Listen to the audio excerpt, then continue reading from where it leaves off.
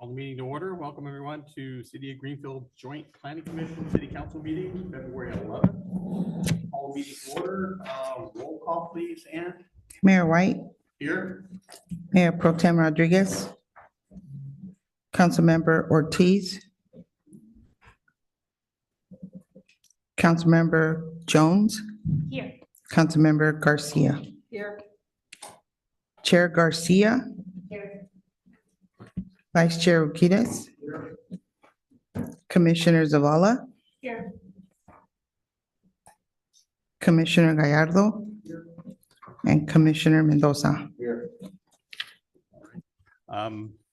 Mayor Pro Tem did send an email saying that she was ill, and Councilwoman Ortiz texted me a few minutes ago, said she was in Gonzales, so she was heading this way, so she would be just a few minutes late. So I'd like to move to item C here, which is the excused council member absences. Can I get a motion on that, please? I motion that. Mayor White, would you call for public comment? Oh, yes, okay. Public comment on this, on the excused council absences. Seeing none, I'll bring it back. We have a motion Yes. and a second. Second. Moved in second, all in favor signify by saying aye. Aye. Opposed? Very good. Do we have somebody for the invocation? No, okay. We will move right into the Pledge of Allegiance then. Please stand. Ready? to move. I pledge allegiance to the flag of the United States of America and to the republic for which it stands, one nation, under God, indivisible, with liberty and justice for all.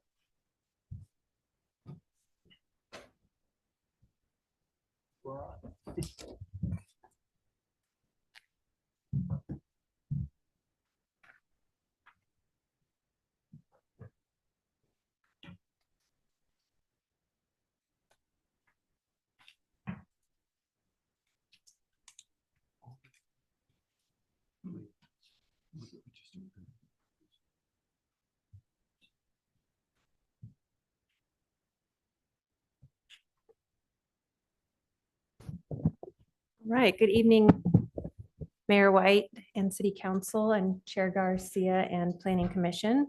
Tonight we'll be doing a Brown Act training. And then at the end, we'll also cover some parliamentary procedure, which is largely Rosenberg's Rules of Order. I'm going to cover several topics tonight, which are listed on this slide. And I'm thinking that at the end of each topic, I'll just stop for questions at that time so we can kind of keep them relevant to what we're talking about. And if there are no questions, we can just move on. So we will talk about just an overview of the Brown Act. We'll talk about what the Brown Act requires with respect to meetings, talk about teleconferencing, talk about public participation at meetings, closed sessions, what happens when the Brown Act is violated, and then, as I mentioned at the end, we'll talk about parliamentary procedures. So just as an overview, the Brown Act has been in place since 1964, and it's California's open meetings law. So essentially, it says that the right of access to information concerning the conduct of people's business should be conducted in public. And so that was the purpose of the law when it was passed in 1964. It has been amended since then several times, even as recently as this year, which I'll talk a little bit about. But essentially, it's just the important thing to know here is that the Brown Act, the purpose of it is that city business or other public agency business be conducted in public so that the public knows what's going on. So the Brown Act does require a number of things, and we'll go into each of these in a little bit more detail, but just as an overview, it does require that actions and deliberations be taken openly and in public, that meetings be in public unless there's a particular closed session permitted by law. So there's very specific times when you can discuss things in closed session. The meeting agenda and materials must be available on request in particular formats, and they must be published prior to the meeting. So for a regular meeting, the agenda needs to be posted and published 72 hours prior to the meeting. And for a special meeting like this one, just 24 hours prior. And that posting needs to happen if the city has a website or if the agency has a website, on their website, on the home page, unless you have an integrated agenda software system like the city of Greenfield does, in which case it can be on that page. And then the public generally has a right to attend meetings and to address the body. So that's why we have public comment at every meeting, because that's included in the Brown Act. So who is subject to the Brown Act? This is a good question because it's not everybody. The Brown Act includes governing bodies such as the City Council, certain subcommittees and commissions like the Planning Commission, and then also some private entities if they were created by a legislative body or funded by the agency. And then in some cases, hospital lessees. I won't talk about those second two because they don't occur that often, but if they come up, we can certainly discuss it in more detail. So governing bodies are just the governing bodies of local agencies, and they're subject to the Brown Act if they were created by state law. So not just, I don't know, a club governing body. It has to be a body that was created by state law. And the same is true for commissions and committees. So those commissions and committees that are created by formal action of the legislative body are the ones that are subject to the Brown Act. So the City Council at some point in the past created the Planning Commission, and that's why they are subject to the Brown Act. When the city has some sort of a subcommittee, like they have a safety committee of staff, it wasn't created by council, so that committee isn't subject to the Brown Act. So that's the distinction. And then here's the definition of a local agency from the law, verbatim. It just means a county, city, whether general law or chartered, city and county, town, school district, municipal corporation, district, political subdivision, or any board, commission, or agency thereof, or other local public agencies. So that's what the state law says is a governing body subject to the Brown Act. So are there any questions about that first section? All right, so moving on, meetings. So a meeting is very broadly defined in terms of the Brown Act. The actual definition is here on the slide. Any congregation of a majority of members at the same time and location to hear, discuss, or deliberate on any item within the public agency's jurisdiction. But there are some elements of that definition that are a bit misleading. For example, it does say at the same time and location. And really, there are instances where a meeting of the body, one of the bodies, could occur when you're not at the same time or location. And I'll talk about that in a little bit, but it's just important to know that those words are in the definition, but that's not how the Brown Act goes on to describe what a meeting is. But the general rule is really that a majority of any one body, so a majority of the City Council or a majority of the Planning Commission, can't discuss matters that are within the subject matter jurisdiction of the city or the Planning Commission when they're not in a public meeting like this. And again, there are a couple of other keywords are hear, discuss, or deliberate. So you don't have to actually make a decision for it to be a meeting. So you could even just a discussion amongst yourselves about an issue, even if you don't come to some sort of concurrence, is still considered to be a meeting. And there are some exceptions to this that I'll go through, but this is just the general rule of what a meeting is. So here's some items listed these are specifically in the Brown Act and carved out as things that are not meetings. So for example, an individual contact is generally not a meeting. And that's when there's only one-to-one, so two city council members discussing. There's exceptions to that as well that I'll talk about a little bit more. But in general, if two council members or two planning commissioners, which is less than a majority, are talking about something within your subject matter jurisdiction, that's not a meeting. Or if the city manager or city attorney is relaying one-way information to the council or to the planning commission, that's not a meeting, because it's not discussed amongst yourself. It's one-way information coming to you. But in addition, there's public conferences. So if you attend, for example, Cal City's conference, if a majority of council had attended that, a new council member conference, that's an exception. So you, three of you could attend that event. You still would be advised not to discuss city particular business, but there's going to be lots of city issues discussed because that's what the purpose of the conference is. And so that's an exception to the Brown Act or Brown Act definition of a meeting. Other local agency meetings, so a majority of council or the planning commission could attend the Board of Supervisors meeting. You could attend community meetings. So I always think about like a PG&E, they put on these community meetings to discuss power issues. That would be one that you could attend. Social gathering, so when the city has its annual holiday party, majority of council or planning commission could attend that. Staff meetings, so if you're invited to attend a staff meeting by the city manager, then you may attend. Generally, we don't necessarily advise city council members to attend staff meetings, but if there is some reason and the city manager invites you, that would be okay. And then this last one is something that Ann does frequently, just sends out emails asking if you're available on a particular day and time for a meeting. And if you reply all to that, it's not a violation of the Brown Act because it's a carved out exception in the law.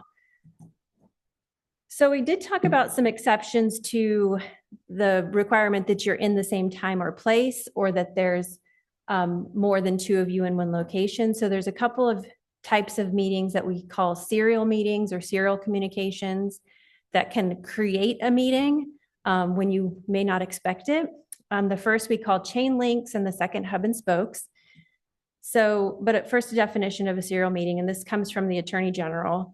A serial meeting is a series of communications, each of which involves less than a quorum of the body, but which taken as a whole involves a majority of the body's members.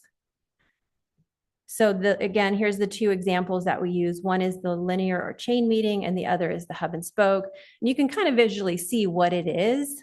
A linear or chain meeting is when communication goes from one council member to another council member to a third council member, where at the end of that chain of communications, you've all effectively communicated about an issue that's within the city's jurisdiction. And again, these have to be things within the city's jurisdiction. If you're inviting someone to your birthday party or something like that, that's okay.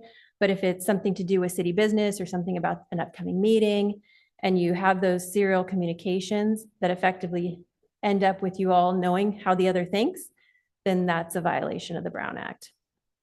And then the hub and spoke is similar, except there's one individual in the middle who's communicating out to different individuals, where at the end of all those communications, everybody who's been communicated with has the same information, and it all occurred outside of a meeting. And this often happens with, it could be a staff person as the hub. It doesn't have to be a council member. So that's where even staff needs to be, although we're not subject to the Brown Act, in most ways, we do need to be cognizant of the fact that we could help you violate the Brown Act by being a hub and communicating out, like, this council member thinks this one thinks this, so it's perfectly acceptable to communicate information, but it's when you're communicating back and forth the thoughts of, or, how someone might vote or these kinds of things, that it becomes a violation.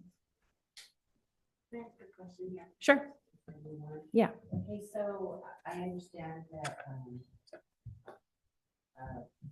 a majority can't talk about things that are within the subject matter jurisdiction of the city. Is that for items that are specifically agendized or to be agendized? Say if 3 planning commissioners are, at Starbucks and a pipe burst, we can't all say that's a problem. Well, I guess so it is things, it's everything, not just those items on the agenda, because anything could end up on an agenda in the future. But I mean, in that example, a pipe burst isn't within the planning commission's jurisdiction. So for that reason, that one wouldn't necessarily be a violation, but it is anything. So that's why you just have to be careful what you're talking about. And we always advise to err on the side of caution. If you think it might be within your jurisdiction, just like, oh, I gotta go, say whatever you need to say. But yeah. Yeah. I know the city has offered planning commission to go up to, like, a better class if we go to California. Right. And so let's go to the premise that three individuals are sitting at a table, three planning commission individuals. And then one of them brings up, well, did you hear about something going on in the city? And somebody overhears them. Could they say, well, they're in violation of the Brown Act? So if there's, you mean the person who overhears it, are they a planning commissioner? Or are they just, No, they're just like, for lack of a better word, a snitch. oh. Well, I mean, they may be a snitch. Yeah, yeah. So attending like, I think you're talking about the Cal City's Planning Commissioners Academy probably, or any training really. Attending that is fine. And sitting together is also fine, although we tend to advise not to, just for perception reasons. Right. But when you start talking about city business, that's when it starts to be, that's when it's a Brown Act violation. So you can talk about, it's challenging at those kinds of events because they're talking about issues that are issues for the city. They're talking about housing, whatever, all the different they're talking about planning stuff, and that's what you guys do. So it is, you can talk about the things. I mean, it's really just better not to, but because it is such a gray area.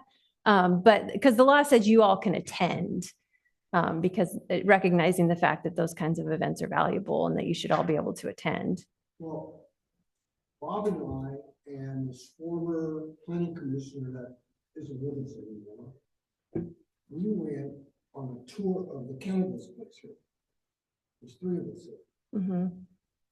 And when we were there, and Bob will attest to this, we never discussed anything in there about city business. But yet we were accused of violating the Brown Act. I think 3 of you attending a cannabis facility tour was not advised. Sorry? I think that was potentially a violation of the Brown Act because cannabis is within the planning commissioner's jurisdiction. Right. And it was a cannabis facility within the city limits. And so to me, that's within your subject matter jurisdiction. You're all attending. It's not one of the express exceptions. So yeah, that's not something I would advise that you do. But technically, we in violation of Brown Act, yes or no? So I don't really like to stand up in public and talk about when the city did something wrong because my job is to. I know your job is to advise. Yeah, yeah, But I'm looking for clarity. yeah. I would not advise you to do that. Okay. Yeah. Jennifer? Yeah. Is this something like, remember when I had said we could go on a field trip to the ranch? Yep. Right? Yep. And then you said that you were advised that we don't all go together unless it's on the agenda, we make it a field trip? Yeah, you could do that. Yeah. Yeah. But other than that, unless if we didn't do that, then we'd have to go individually or 2 at a time. Yeah, that would be the best, especially in that case, it was something that the city might consider donating to or Yes. bringing onto an agenda. Mhm. So for that reason, if it was something that was really not within your jurisdiction, it would probably be okay. Okay. But that one, because you were thinking about talking about it in the future. Okay. Yeah. So if I run a red light and nobody's watching, it's still a violation? Yeah, yeah. Okay. just So making if sure. someone overhears you, doesn't make it a violation, the violation occurs when it occurs. You're right. Yes. I think it was Anne. I believe it was Anne. You're looking at me. That told me when you get elected and you win, it starts immediately. It does. Right? Yeah, which is hard because no one tells you that. Like we try to tell you as soon as we can, but we don't tell you the minute you're elected, So so. it's the minute you get elected. Or, I mean, I would say when it's certified, when the results are certified. Certified? Yeah, because, I mean, something could change potentially, but really, once you're officially elected, then you are subject to the Brown Act, yeah. Which is tough because you want to go talk to people. Like you have this new job and now you want to go out and talk to people, but you got to still be careful. And so these serial communications I talked about often happen using technology. telephone, email, text message, and sometimes inadvertently because there's the reply all situation where one council member replies all and then everyone else replies all, and now you've all talked about something that you probably shouldn't talk about outside of a public meeting. Okay, that was another question I had, because that's happened a couple of times. I know I was guilty of it when I first started, was I was replying to all, so we're not supposed to be doing that. Or can we, or? I mean, the one exception that's in the law is what I talked about earlier, is if for example, or anyone is scheduling a meeting for you and trying to get your availability, you can reply all, but anything else you really shouldn't. And that's why when I send emails, I BCC you all, because if you do reply all, it still only comes to me and whoever's copied, which is usually Paul. So that's just a protection for you more than anything else.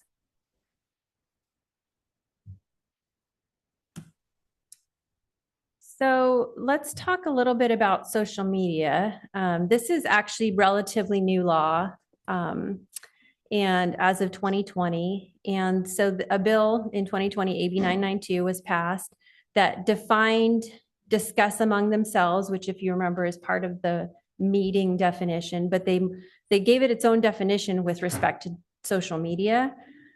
So it includes anything made, posted, or shared. So basically it brought in social media as a potential place where you could have an inadvertent meeting. So if a city council member or planning commissioner makes, posts, or shares something on social media, and then another council member or planning commissioner comments on that or likes it or emojis it, that communication would be considered a meeting under the Brown Act. And for whatever reason, and I do not know why, the legislature made it 2 council members or planning commissioners, which is not a majority.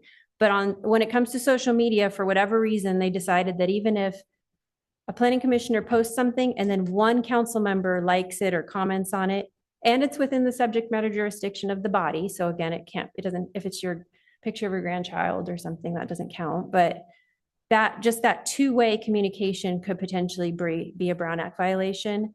And I think, I don't know why they did it with 2 rather than a majority, maybe just to err on the side of caution, or because, actually now it just occurred to me, maybe this is the reason. It's because if that happens and then a 3rd council member even sees it, then they know how 2 of their colleagues think about a particular issue. So I think that's probably the reason. So even just then 1 other person sees it, then it's now been communicated amongst 3 people. So that's just something to be aware of on social media, just being really, really careful. You can post, but you don't want to comment on or like or happy face your colleagues' posts if they're within the subject matter jurisdiction of the city. I think I talked a little bit about this one-way transmission of information. It's okay for staff to transmit information to all of council or all of the planning commission. If you reply, don't reply all, just reply back to that staff person if you have a question or need more information or whatever that may be. But that one-way communication is okay, and that's how you probably get a lot of your information that you need to do your jobs.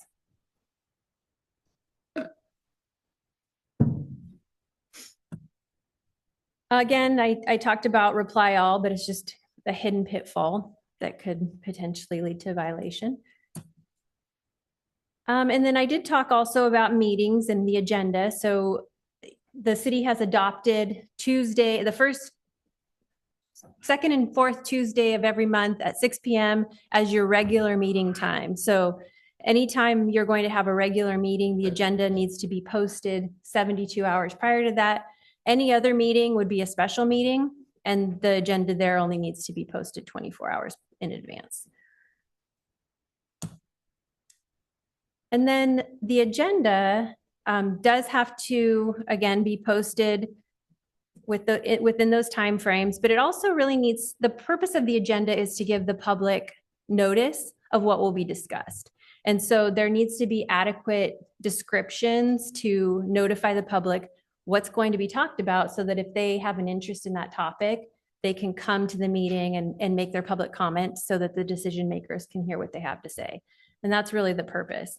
There are a couple of exceptions to items on the agenda. So there are very limited circumstances where you could make a decision on something that's not on the agenda. One of them's in emergency situations. This is very specifically defined. So if it comes up, I advise you that we talk it through, because it's not something that, it really has to be a true emergency. You know, I can't even think of a good example, but something that it cannot wait till the next meeting and you just learned about it, you know, within that 72-hour period, there wasn't time to agendize it. Like, it really has to be a true emergency. A subsequent need item, this is actually kind of similar to what I was just saying, but it's something that came up after that 72-hour or 24-hour window. And again, it's only certain types of items that you can add to the agenda. I say add to the agenda, but really you're adding it verbally to the agenda at the meeting. It's not on the published agenda. These are exceptions to what has to be on the published agenda. Certain holdover items.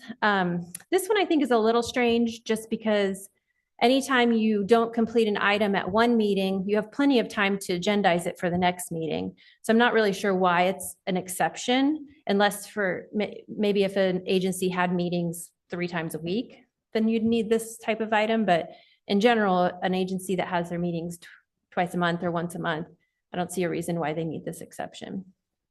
And then you can make brief comments like council does and planning commission does at the meeting. You can make brief comments about things that are not on the agenda.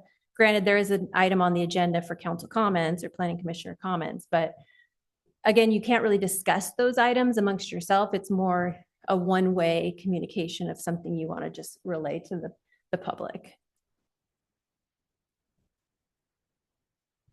And then it's good to know that you may only meet within the boundaries of the local jurisdiction. So if you're going to have a meeting, it has to be within city limits. There are exceptions for teleconferencing, which I'll talk about in a little bit. If there are there any questions about this last section? Okay. Is there restrictions within the city limits? Places within the city limits? No, I mean, it does have to be published on the agenda. So like if they were remodeling this building, you could meet at this hall over here or anywhere else in the city, as long as it's posted on the agenda so people know where you're going to be. Teleconferencing is kind of complicated. Doesn't seem like it has to be, but it is. And it's changed a lot since COVID. So I'm going to talk through some of the options. I don't think I'll talk about them in full detail. Just it's more to make you aware of what your options are if you do ever want to attend a meeting remotely. And this applies to Planning Commission as well. If you ever want to attend remotely, all of these same rules apply. So basically, teleconferencing means a meeting where one or more members are not here at this location. They're attending the meeting by audio, video, or both. There's different methods of teleconferencing. This slide talks about the traditional rules. So these have been in place for a long time, even before the COVID changes. And basically, they say that if a council member or planning commissioner is going to attend a meeting remotely, that location where they're attending from has to be posted on the agenda. So you have to know in advance and notify the clerk, so it's on the agenda. So if it's your home, your address has to be on there. If it's a hotel, that address has to be on there, and even which room you're in. And the agenda has to be posted at your location. So you would post it outside your front door, outside your hotel room, wherever you are. And then it has to be open to the public. So you have to allow people to come in and attend the meeting there with you. And so these are the traditional rules. And these have been relaxed significantly, or there's new options because a lot of people are uncomfortable with this for obvious reasons. Does your camera has to be on? For this one, no. So for traditional teleconferencing, I think this existed even before we had this technology. So you can be just on the phone. But some of the other options, you do have to have your camera on. And it would be really nice if they were all the same. Yeah. That would be really nice, but they're not. So, Yes, of course, ma'am. sure. It's kind of relevant to this in a far-fetched way. Let's go to the premise that, I'm out of town and I'm attending the meeting via teleconference. Am I allowed to vote on something? Yeah. You are. You're really, you're effectively I thought- attending the I thought meeting. sometimes that we were told we couldn't do that. Weren't we? If you, some of the other teleconferencing, You can't hear your head shaking all the way over. Yes, it was, right when the rules changed after COVID. And I believe that we were gonna try to appear by Zoom. I don't know that teleconferencing was an option because, you know, I wanted to attend too. I was just 26. You couldn't do that. well, with teleconferencing too, I don't think I said this. This is, the majority of the council still has to be here. So it's really only an option if 1 or 2 people are attending remotely. So that might have been what happened, or some of these other options that I'll talk about, you do have to have your camera on. And if you don't, you can still watch the meeting, but you're not effectively attending it as a board member. How far in advance of the meeting do you have to make arrangements to appear telephonically? I mean, before the agenda's posted, so whatever Ann is comfortable with. But before it's posted, at least, yeah, but she does try to get it out a little earlier, but yeah, at least 72 hours, yeah.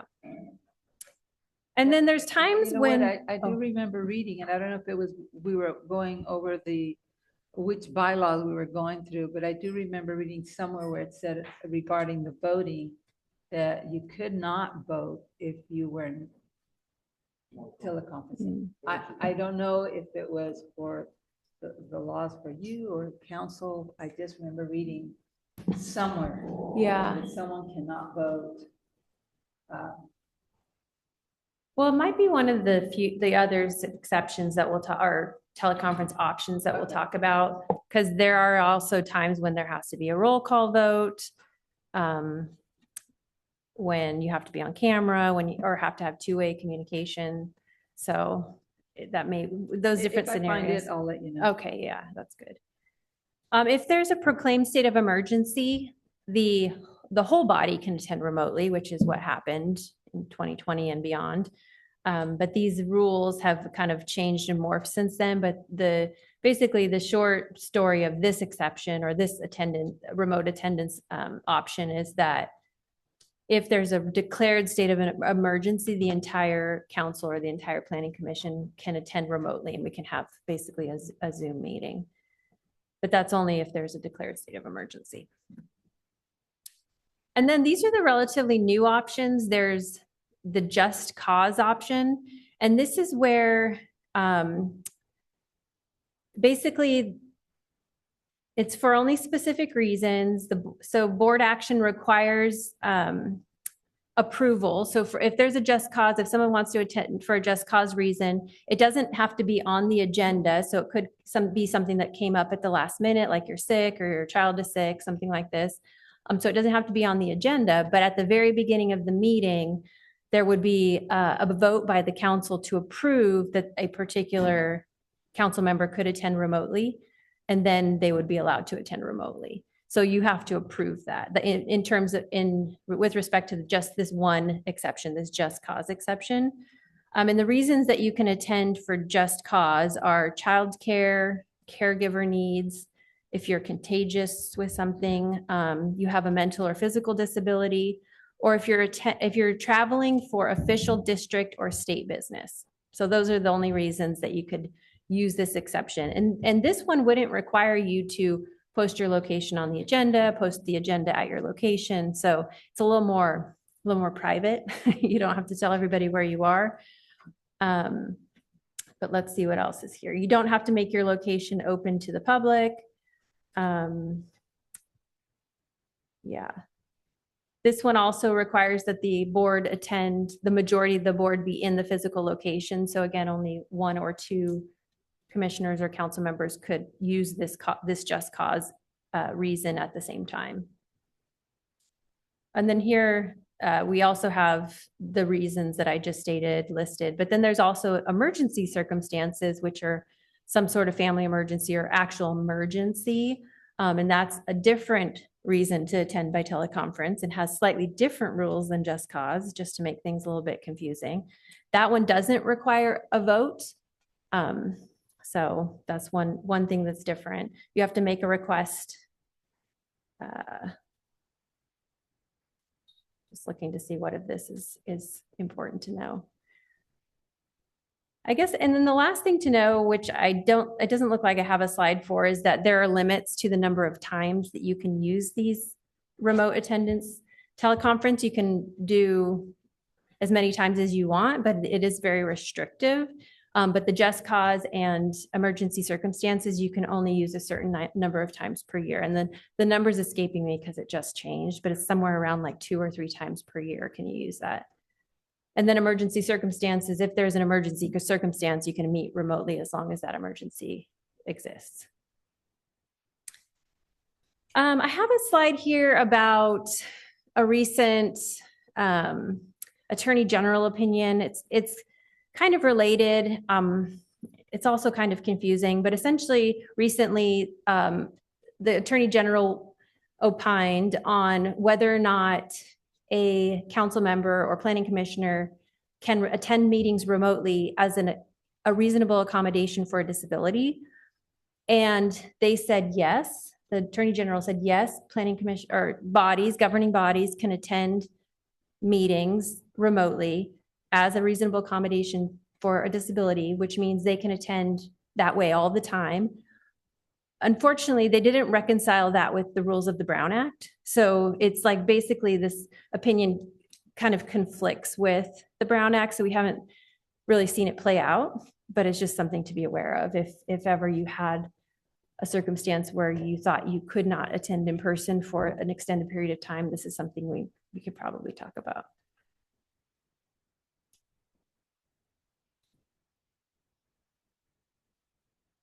That's the same topic. All right. Any questions about teleconferencing? I really glossed over it. There are a lot of details, but I feel like it's something that when you want to do it, then that's when the time to kind of talk about it. All right. Next up, public participation. This is a pretty important component of the Brown Act, and it really is interwoven with the First Amendment. This presentation's focused on the Brown Act, but a lot of times when we're thinking about public participation at a public meeting, we're also thinking a lot about the First Amendment and what people's rights are to speak and say what they like, whether we like it or not. So basically, any board meeting has to have a time for public comment on the items on the agenda. And then any regular meeting has to have a time for public comment for items that are within your jurisdiction, but not on the agenda. So like tonight, you notice there was no public comment for this particular meeting because it's a special meeting. So we're not required to have public comment on all items. But later, when the next meeting starts at 6-ish, there will be a time for public comment because it is a regular meeting. It's important to remember that your meeting is your meeting, but it's just being held in public. It's not a meeting of the public being held in front of the board. So from that perspective, that's why the public is given a particular amount of time to talk. They can only talk on certain topics at certain times because it really is your meeting. You want to hear what they have to say because they're your constituents, but this is a time for the city council and the planning commission to actually do business.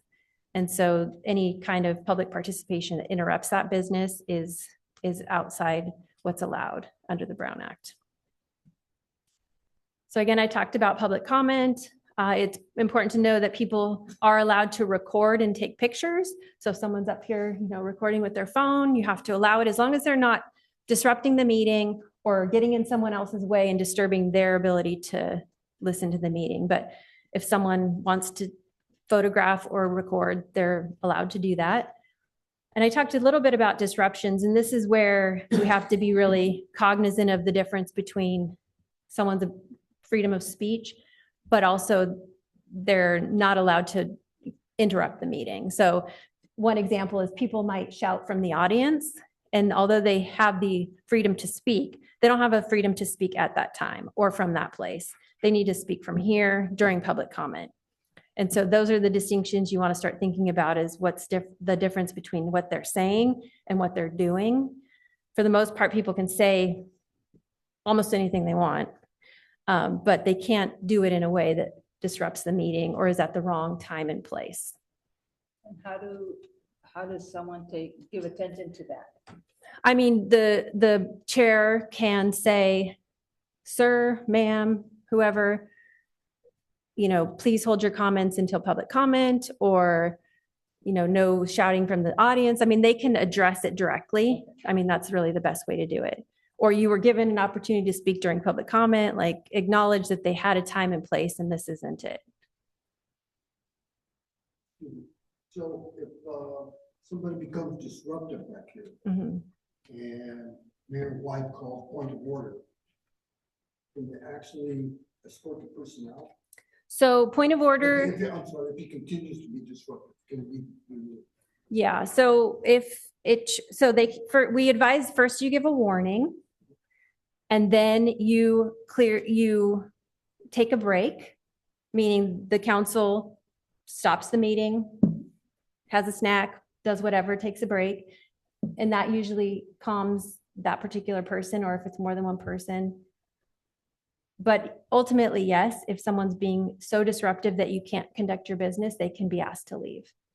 Yeah, and you can even clear the entire room and continue your meeting if it's that bad. You do have to allow the press to stay if they're here. But you can, if there's reason to, and you really truly can't do your job, then you can ask people to leave. Yeah. I've got another question. Mhm. I'm just full of words. It's going to premise that Arnold Average comes up from the audience to speak. Does he have to give his name and his address? No, you can ask him to, but he doesn't have to. I thought that was a prerequisite in the past. I mean, I know a lot of, Requested, but yeah, It was. they don't have to. a lot of jurisdictions ask people to do it, but you can't force them to. They can make their comment without identifying themselves. I mean, because like if, I guess I'm making a case for myself. Well, everyone knows who If you a are, so person- if a it's gonna person work. comes on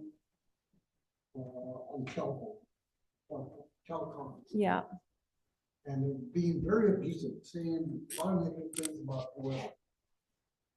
I think it'd be apropos if they said who they were. people are allowed to say negative things and be Well, abusive. I understand that. Yeah, and they are not required to but they state their don't- name. They're not required to identify themselves. Mm-mm. At the Cal Cities, when they talked about point of order, people were very confused about that.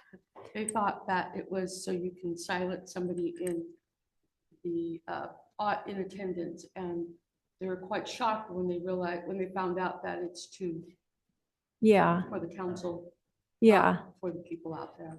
Yeah, and it's just a technicality. I mean, you're doing the same thing. It's just not called a point of order when you ask someone in the audience to be quiet.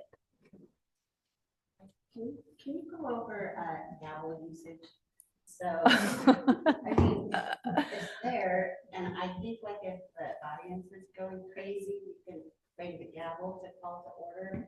But when are you supposed to do that? There's no law or rule about it. I mean, it's for whatever you want it to be for. You can just bang it for them. I guess I would say that like a city like Greenfield has customs as to when they use the gavel. So maybe you just go by custom, like when you open a public hearing, open a meeting.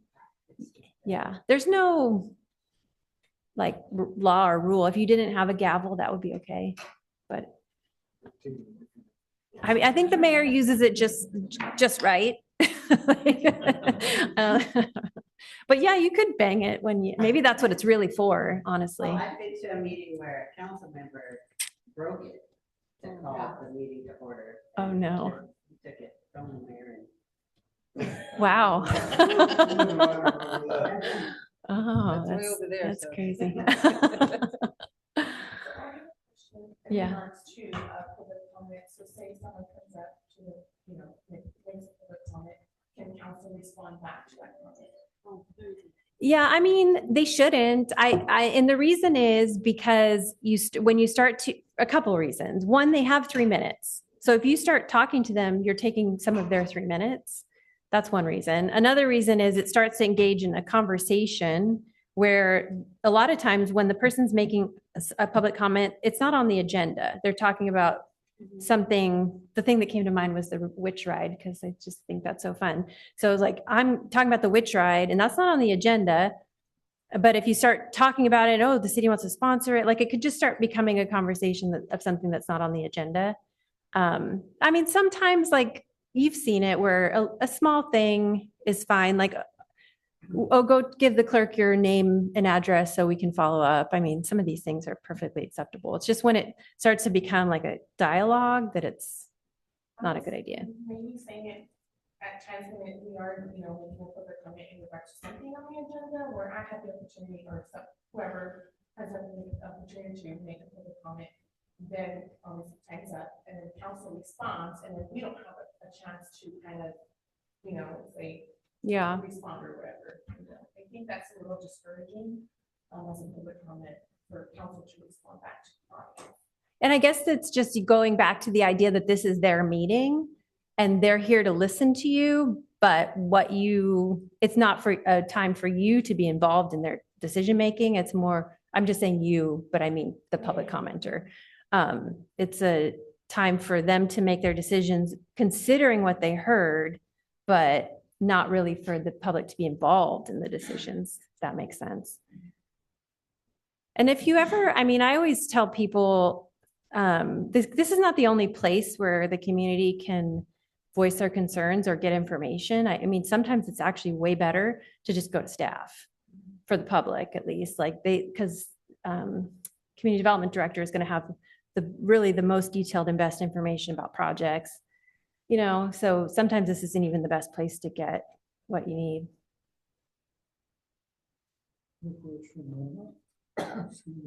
On recording, if we go to that city's conference in Santa Rosa, can we use recorded?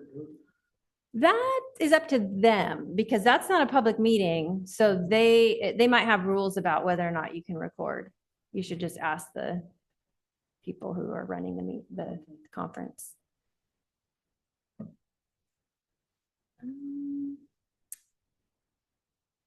Oh yeah, so this is exactly what you just asked. Whether or not the council or planning commission should respond to public comments. So again, it's okay to respond briefly, ask or answer questions, refer to staff. I like this because sometimes when a public commenter asks a question, council probably may not even know the answer, but they could say, Jamie, would you please answer this? Or Paul, could you answer that? Or like they could ask staff who has more information to respond. Or when the public brings up an issue, this would probably be more during the time when it's not items on the agenda, but if they bring up an issue that's of interest to the city council, they could agendize it for a future meeting. And so that would be a way to respond as well.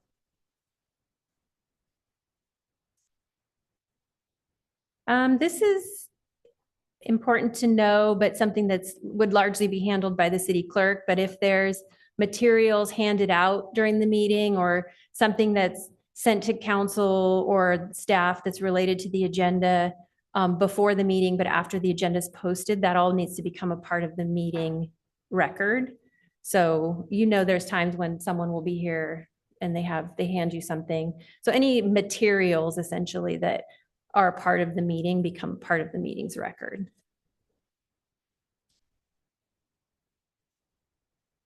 And then anything distributed to you must be made publicly available.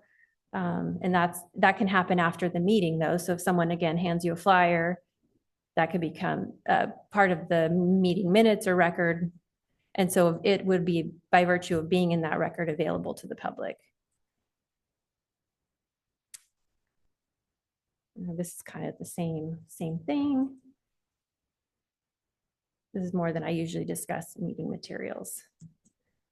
All right, any questions about the agenda or public participation or any of that? All right, let's talk about closed session.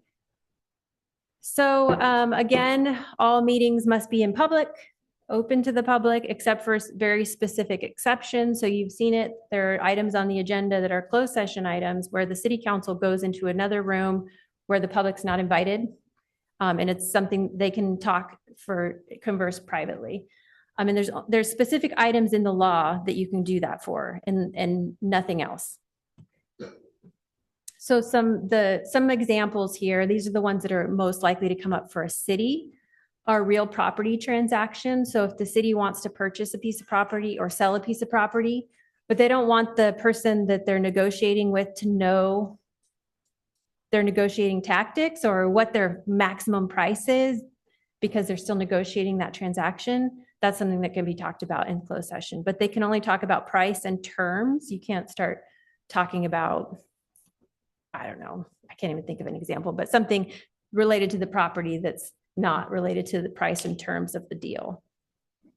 You can talk about pending litigation. And again, this one makes sense because you don't want your opponent to know your litigation strategy or necessarily want them to know, the public to know that you're potentially being sued, but because sometimes there's things that come up that the city knows about that they know is risky and the council needs to know about and discuss, but you don't want the public to know because you don't want them to know.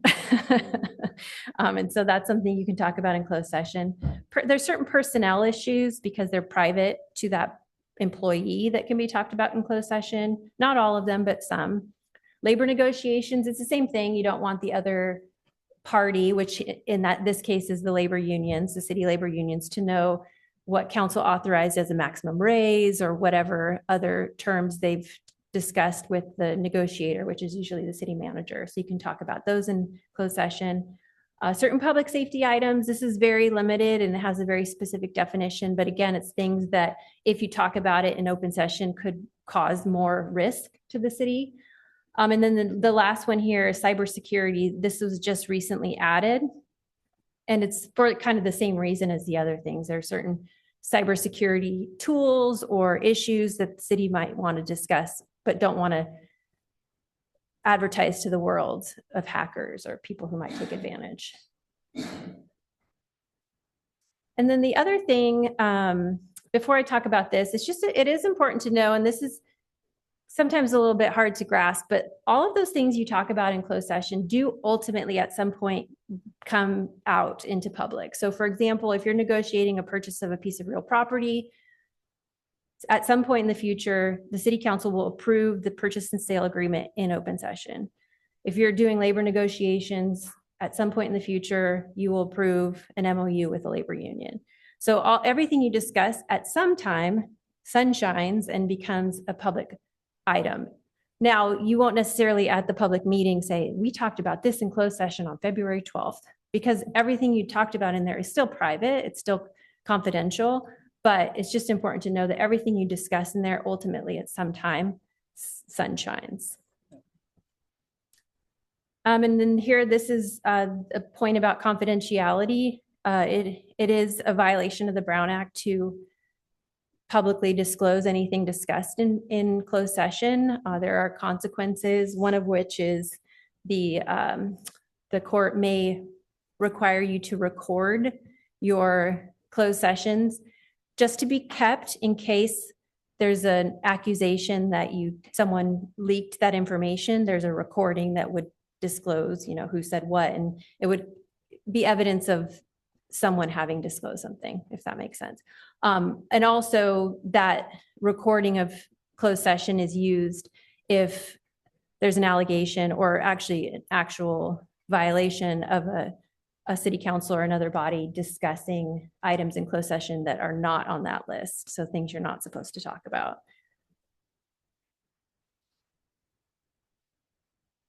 And this applies to Paul. I mean, everyone in there can't talk about it. And again, there's sometimes other staff members will be in closed session because they have the most relevant information and they're subject to the confidentiality as well. When we have a closed session, we announce at the beginning what it is in general terms. There is an opportunity for public comment. And then at the end, if there is any action taken, which a lot of times it's more discussion, no action, but if there is action taken, that will be reported out. All right, any questions about closed session? Okay, we're getting to the end here. So just Brown Act violations, I did talk about it a little bit. One being the requirement to record your closed sessions. But it is important to know that intentional violations of the Brown Act are misdemeanors, and they are a misdemeanor to the particular person who did the violation, if it's a personal violation. Who can commence an action? Any interested person, and this honestly could be almost anybody. Anyone can claim to be an interested person. They don't have to be a constituent of Greenfield. They can be anyone who notices a violation of the Brown Act. So for example, they think something that they're interested in was discussed in closed session when it should have been an open session, and they're interested in it, so they're an interested person. So it doesn't take a lot to have standing. I don't think I want to go too much into these details about but basically someone could allege a previous violation, they could allege an ongoing violation, or they could take action to void an action that was taken that they say is allegedly a violation of the Brown Act. So those are the three different types of actions that someone asserting a violation could take. Is there a statute of limitation on previous? There is, I don't recall off the top of my head. This slide does talk about the steps you have to take before you actually file a complaint. You do have to, and those limits are on this slide, but I don't have the limits in front of me for actually filing a complaint. But you do have to notify the city. It's kind of similar to a claim against the city. You can't just sue a city. You have to first file a claim, and they can reject or accept it. But the same is true with the Brown Act. You have to notify them and give them an opportunity to fix it before you're allowed to sue them. And those have these specific timeframes that are on this slide. And it kind of depends on what type of one of those previous three types of actions. It will determine the steps you have to take and the number of days you have to do it. So, well, Steph's question, what the different statute of limitations are, well, according to that, it's got to be 9 months. You have to file within 9 month period, or else it goes away, right? You have to file the cease and desist letter with 9 months, and that's that first step. And then if the city ignores the cease and desist letter, or you're not satisfied with what their response, something like that, then you can sue after that. And there's a statute of limitations for that. And I don't know what that is off the top of my head, that next kind of step. So these are the steps, the kind of the first number of days threshold. So if someone doesn't submit the cease and desist letter within 9 months, then they can't file a complaint.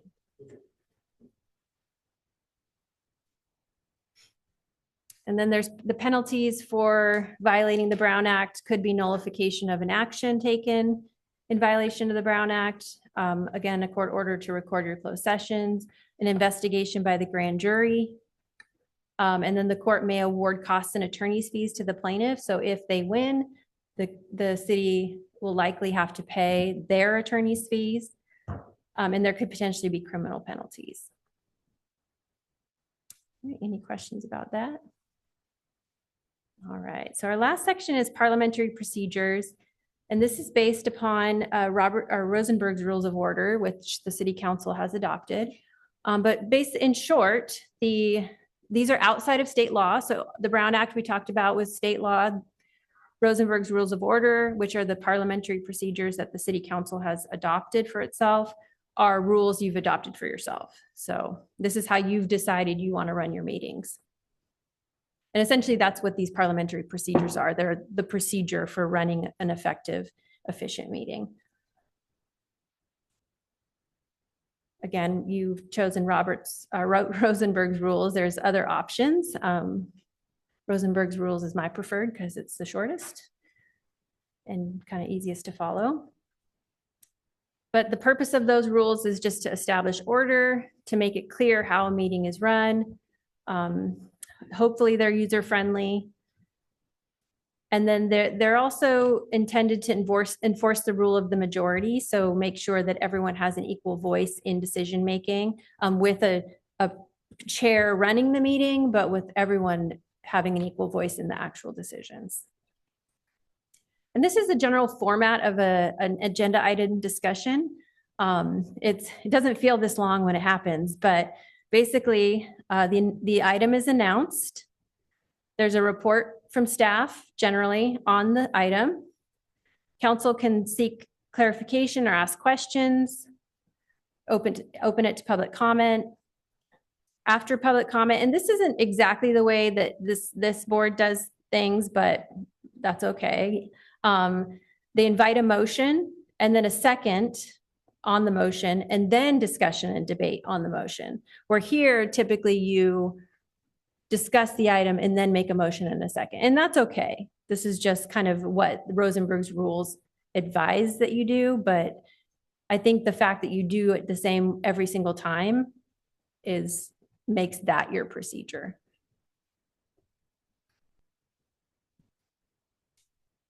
So the mayor announces the item. He announces the item. The staff provides a report. The council or mayor asks if there's any questions of staff based on their report, any clarifying questions. Then I've got a lot of slides for each of these steps. Then the mayor invites public comment, so the public can come up and talk about whatever the item is.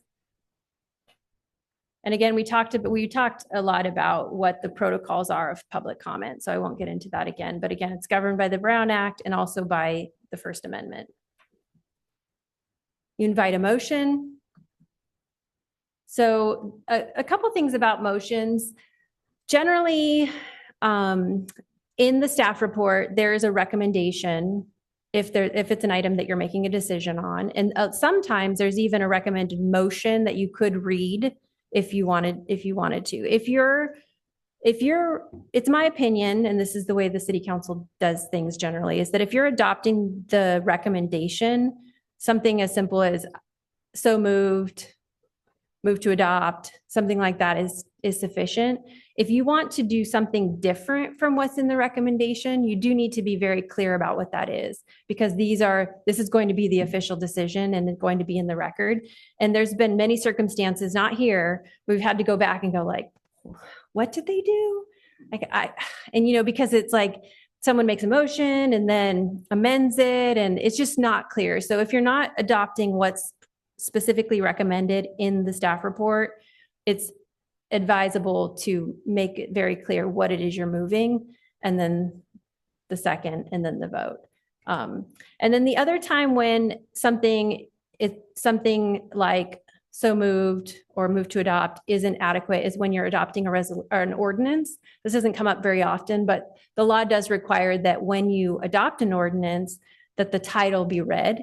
And so there will be in your staff report a motion that you should read verbatim, but I will alert you to that if that comes up. So. I have a question. If you're going to amend a motion that's already made, what's the proper way to do it? So you make a friendly amendment.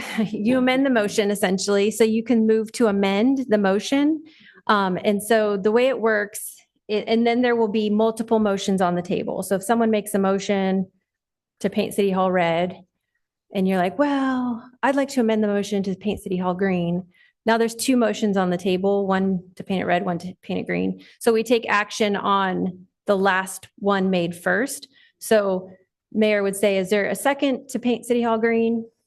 And if there is, and then you take a vote and it passes, then it passes. But if you don't get a second or the vote fails, then you can move on to your paint the City Hall red motion. So you kind of move backward in time. There can be as many as 3 motions on the table. And so, yeah, you work through the process backwards. So that's how it works. What more often happens, I would say, is that a motion, a second, and a vote, and then if the vote fails, someone makes a second motion for something different. But it doesn't have to be that way. Could they just simply amend the motion instead of going to a different one? Yeah, it's usually a different one if there's already been a vote, in which case you can't amend it because it's been voted down or generally voted down. So, yeah, it's when they're not voted on yet. And then the city council's very good about this, but the mayor leads that process of taking the motions and the seconds and the votes. And then there's a couple slides that do talk about certain types of motions. We talked about the basic motion. We talked about the motion to amend. A substitute motion similar to the motion to amend, but rather than amending the motion, you would substitute it.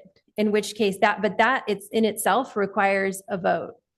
It gets complicated because you can amend somebody else's motion because that first motion will still get voted upon because it's in this line of motions. But if you want to substitute your motion for someone else's, it kind of gets rid of their motion.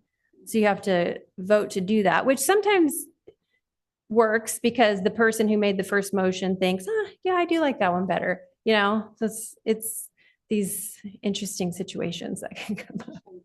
Yeah, I know. But you could I guess just knowing it's available. This is the friendly amendment that I talked about.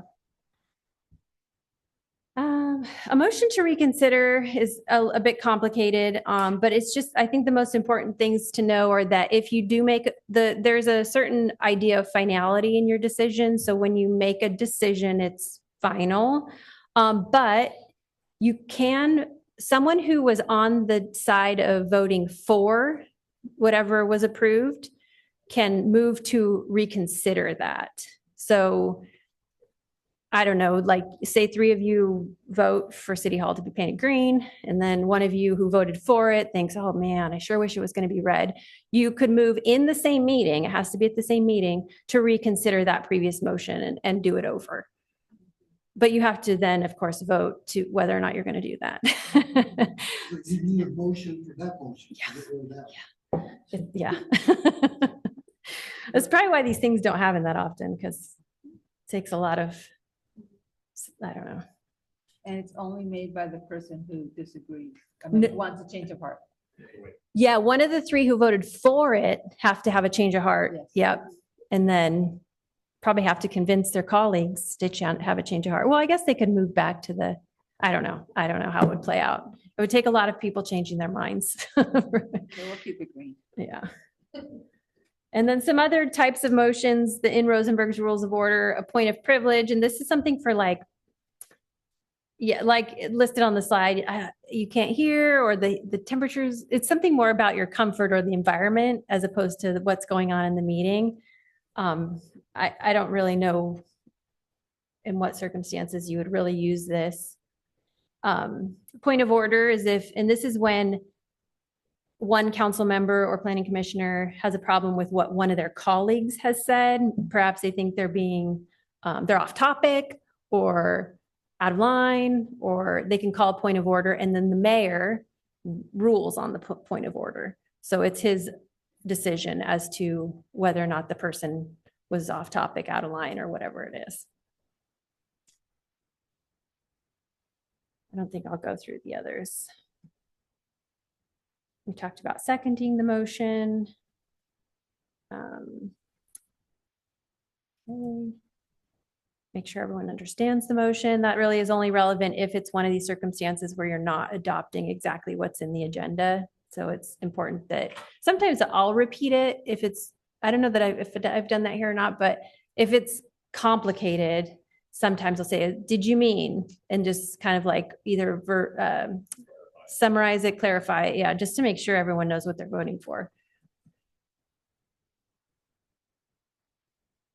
And then you have your discussion and debate, which you typically have before. And that is led by the mayor and can last as long as you need it to last to come to your decision, or until someone's ready to make a motion and vote.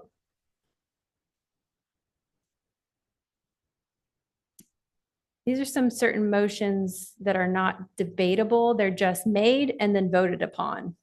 So if someone moves to adjourn, like say you move to adjourn right now, you would just take a vote. There would be no discussion about it. But that's what this slide shows, is just a list of types of motions that require a vote without discussion. Then you take your vote. Sometimes the mayor asks for a roll call vote just to make clear who voted which way, but not always. And then there's certain types of motions, in particular, when a council member in certain circumstances is attending by teleconference, it requires a roll call vote. Take the vote. We talked about handling multiple motions where you kind of work backwards through the motions in the opposite order they were made. And then you announce the results. And that is it. That concludes my presentation. Here's some additional resources if you're interested. But if there are any other questions, I'd be happy to answer those. Everybody get it perfectly clear as mud? Yeah. Well, if you think of something later, you can just email me or ask. Jennifer, can you send us a copy of your Oh, yeah. slides? Yeah. I will go ahead and open up for public comments on this presentation. If there are none, I will go ahead and adjourn this meeting, and we will take a 25-minute recess, and then we'll be back. And that's how you use the gap.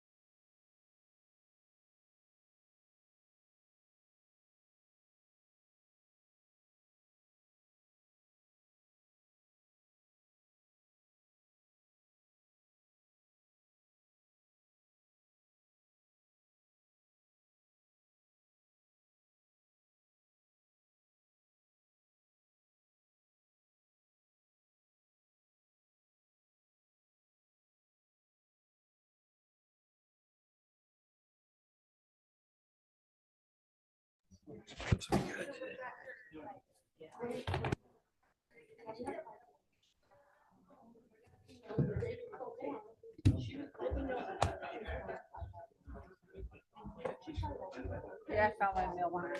She showed me the mailbox today. And did you go see it? No. She's gonna show me. It's just a little thing, but inside you're gonna see these little boxes. Business card.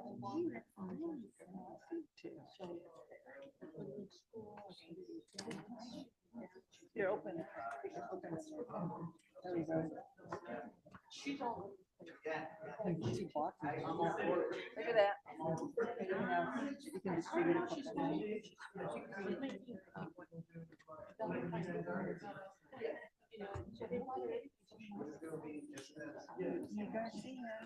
Yeah, I just. Yeah.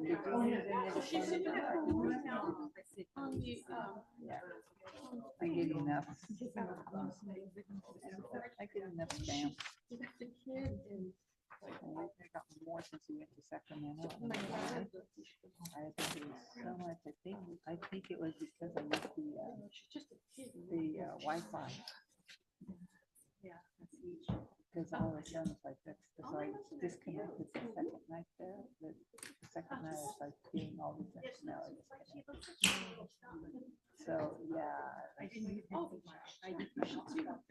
Oh, smart. Well, even I have a membership there, so I was able to get free Wi-Fi. I told my. It's not secure either, so. No, I don't. Stay away from it. Stop liking things. I think I was. Call the meeting back to order. We'll move to item H, which is agenda review. Yes, thank you, Mr. Mayor. Would like to pull one item. Where is that? The item M3. And 3, okay. I guess we'll pick it up next meeting. Okay, yeah, no urgency. All right. We will move to public comments from the audience regarding items not on the agenda. This portion of the agenda allows an individual the opportunity to address the council on any items not on the closed session, consent calendar, public hearings, and city council business. Under state regulation, no action can be taken on non-agenda items, including issues raised under this agenda item. Members of the public should be aware of this when addressing council regarding items not specifically referenced on this agenda. Do we have any public comments? Go ahead. Good evening, Mayor White, council members, city staff, and public. My name is Tony Carrillo. I live just outside of the city limits of Greenfield at address 39568 Walnut Avenue. I'm here tonight representing the Committee for Safe, Clean, and Affordable Water in Greenfield, a coalition of my neighbors. Many of the wells in our area are contaminated with high level of nitrates and some with 123 TCP. Making the water unsafe to drink, we've been working with the Community Water Center to find a long-term drinking water solution for our community. We need a clean water in our community is pressing, and we look forward to working together with all the partners out there and to find a solution. Thank you. Thank you very much.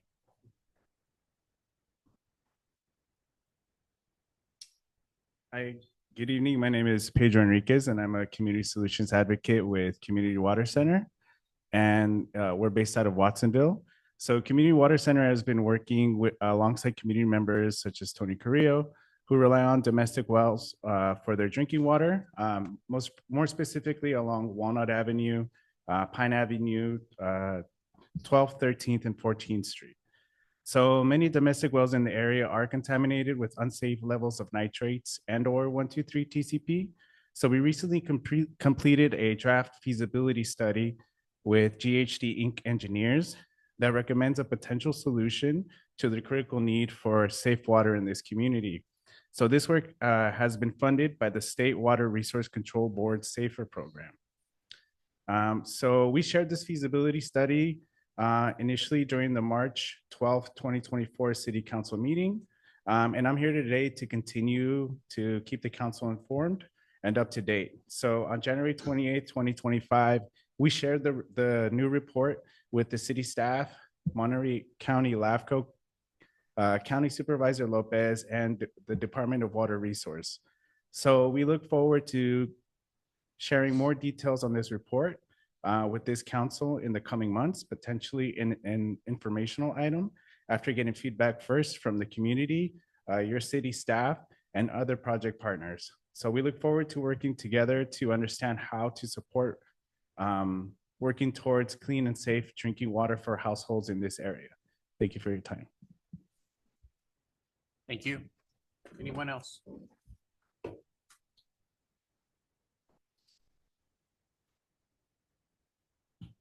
Good evening. Is this on? Good evening, Mayor, City Council members. This is Perez, Recreation Manager here.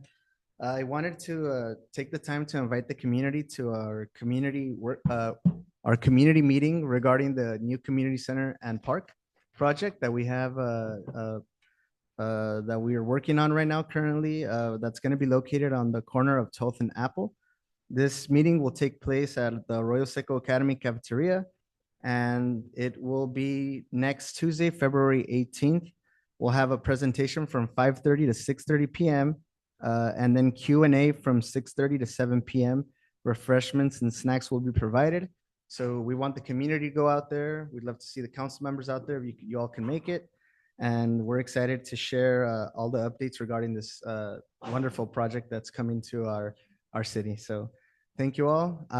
If anybody has any questions, they can contact me at 831-236-1230. Yes. Could you repeat the time? Yeah, so the meeting will start at 5:30 p.m. next Tuesday, February 18th at the Arroyo Seco Academy cafeteria. Thank you. Yes, and we've posted this on social media, and we're going to keep promoting it so that we can get a good amount of community members that can attend this. And NJ Architects and city staff will also be here at the next council meeting with a presentation about how about our project. So we're excited to share that information. All right, thank you. Great, thank you very much. Any other public comments?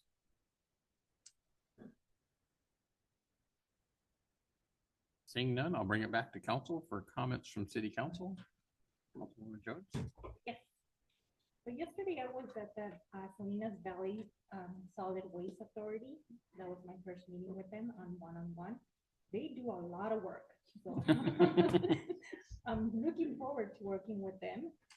Our first meeting will be February 20th. Just a friendly reminder, I'm pretty sure everybody's aware, but we are hosting the Greenfield Immigration Know Your Rights forum next Tuesday, February 19th, Right. at our middle school, 6 to 7:30. Thank you. All right, thank you. So I still have not been able to paint a curb, but I did get a chance to go out there and had the privilege of witnessing them painting the curbs and also working on an alley, filling potholes. And I think that what really brought some comfort to me is that they were happy out there. They were talking to each other, and you know, when I waved, they waved back. And today I met Jose and Leo, I believe, and they were just happy people doing their job. And it was really, I don't know what the word is, but I was very content knowing that we have such great public works employees and helping our city. So thank you to big shout out to Public Works. And I also went to visit the community science workshop, and I met Alfonso. There was Hilario. I think I have the names right. This is where, you know, I can't win an Academy Award because I'm going to leave somebody's name out. Fabian, Anayeli, Omar, Agustin, who was once an intern here and has now been hired by the community science workshop. Jesus was busy at the bike shop, which was why I went to the bike station to begin with, to see what it was like. And he told me, bring your bike. And I said, I can't, because if I do, then I have to ride it. And I really don't want, I have a good excuse right now. But it's something to think about. Alfonso was my tour guide. I went in for 5 minutes, came back out an hour and a half later. I learned a lot about angular momentum works. And I also saw a student walk in who needed to work on a school project. There were some children who came in and they started making this Jupiter Zorb. Anyway, something I need to bring my grandnephews to. So I really appreciate that and see how the potential for a greater science children's museum. Something I think I'm going to take on that project and see what grants we can do to support and maybe build something really big. And then I also just want to make sure that planning commissioners, I saw your meeting, and thank you so much for wanting to do the job and being attentive, and that I appreciate so much what you do for our city. And that's it. All right, thank you very much. Councilwoman Ortiz. Good evening. First, I'll start off. I wasn't here at the last meeting. I was at Cal Cities in Anaheim from the 28th to the 31st, taking a refresher course and everything council. So it's a lot. Not much has changed, but some of the topics were about our city manager, and to be, not you specifically, but just city managers in general. And you know, that we need to be, you know, respectful to our city manager, and we need to work with him. And, you know, to avoid talking about him in the public and bringing it to him face to face, being respectful. And I think that's really, really important. So I heard that loud and clear, Paul, just so you know. Huh? You've had them say that. Well, I know you did, but it was really good to get a refresher course and pretty much everything that was there. A lot of things Jennifer went over tonight. On January 22nd, myself, Paul, and Chair Garcia, we went to Wonderwood Ranch, which is in Salinas. We were invited over there, and I think it's really important that we get the rest of the council to go over there, and Chief, when we have some time. Since only two can go, I was thinking the next one would be Mayor and Councilmember Jones, and Chief, if you're available. If I can have permission to go ahead and set you guys up with something, I'll get a couple of dates. And then after that, we can have Mayor Pro Tem and Councilmember Garcia go. And I'll be more than happy to set that up. We spoke to, I don't want to say too much because I think it's important that you go out there and you hear for yourself and you hear the stories. But there are young men from Greenfield that are attending. And once you hear their stories, it's very heartfelt. You almost want to cry. And it's really important to see what they do out there and what they potentially want to bring to our community. So I'll set something up and work it out with all of you to see what works out good for you guys. What else? At our last TAMSI meeting, they have the Excellent Awards, Excellence Award, sorry. And the group that did our safe routes here in Greenfield received Award of Excellence. It was mentioned that that Greenfield had the most people on their committee, and they were really happy with the work that they did. And so they received an award. I have some pictures and I'll share them with the city. Also, what else? On Thursday, which was the 6th of February, I attended the Chispa Annual Awards with Honorable Chair Garcia. We say that because that's what the invitation said. It's an inside joke. And Honorable Commissioner Zavala. It was a really nice ceremony. The dinner was really good. There were some really heartfelt stories from some of the people. Chispa is just not housing, and that's one thing I learned that day, and I can understand why Commissioner Zavala is so excited about working for them. you know, they do a lot of other things in the community and they care about the community.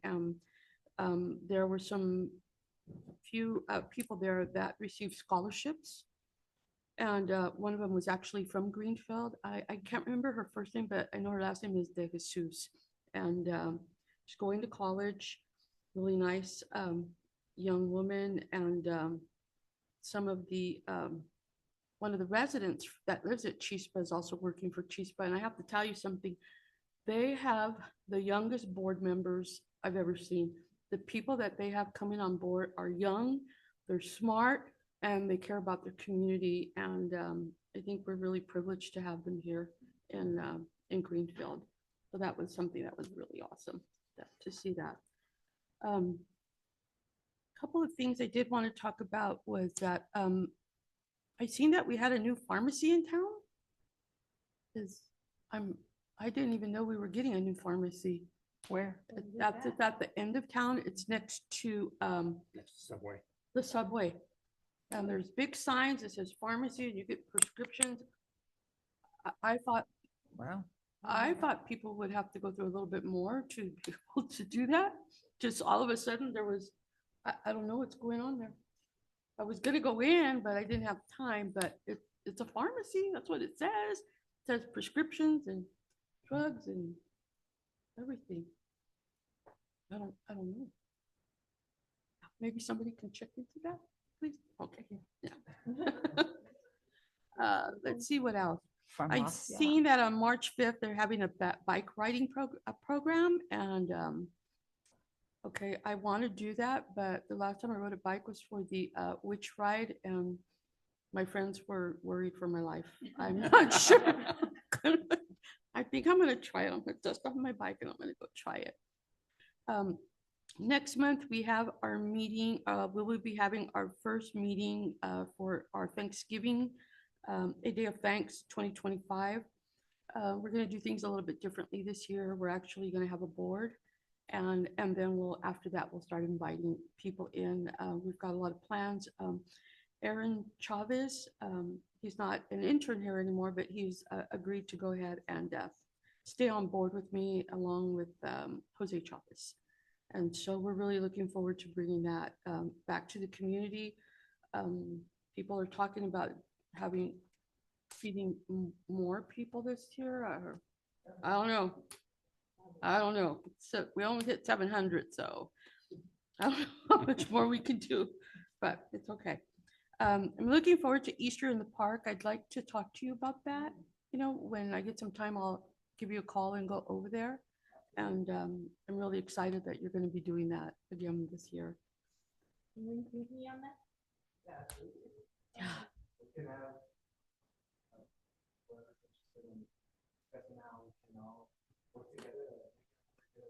Yeah. Did you do it over at Patriot? Yeah, we do that at Nature Park. Mhm. Yeah. You know, back when I was a little kid, we used to do it at Oak Park. Oh. Yeah. And we would win rabbits, but we can't do that anymore. But we would win rabbits. Yeah, we'd like have rabbits and we'd go home. You might bring it back. No, I don't know about that. Chickens. Chickens. Yeah, but I'd really like to be involved and you know, whatever I can do. And yeah, I think that would be absolutely fantastic. I'll reach out to you. Yes, yeah, that's great. Thank you. And I think, oh, the jujitsu. That's you? Yes. Yeah. Well, they used to. They moved, so they moved out from the city and they moved over to their own place now. So they're still in town? They're still in town, yeah. So they used to only do programming twice a week. Yeah. Because they were. In Soledad. In Soledad, but now they're full-time in Bridgeville. Ah, So that was awesome. I've been meaning to stop by, Richard. Yeah, Our instructor, yeah, he told me to go over. I was like, I'll go soon. Yeah, we'll have them come up for sure because it's a great program.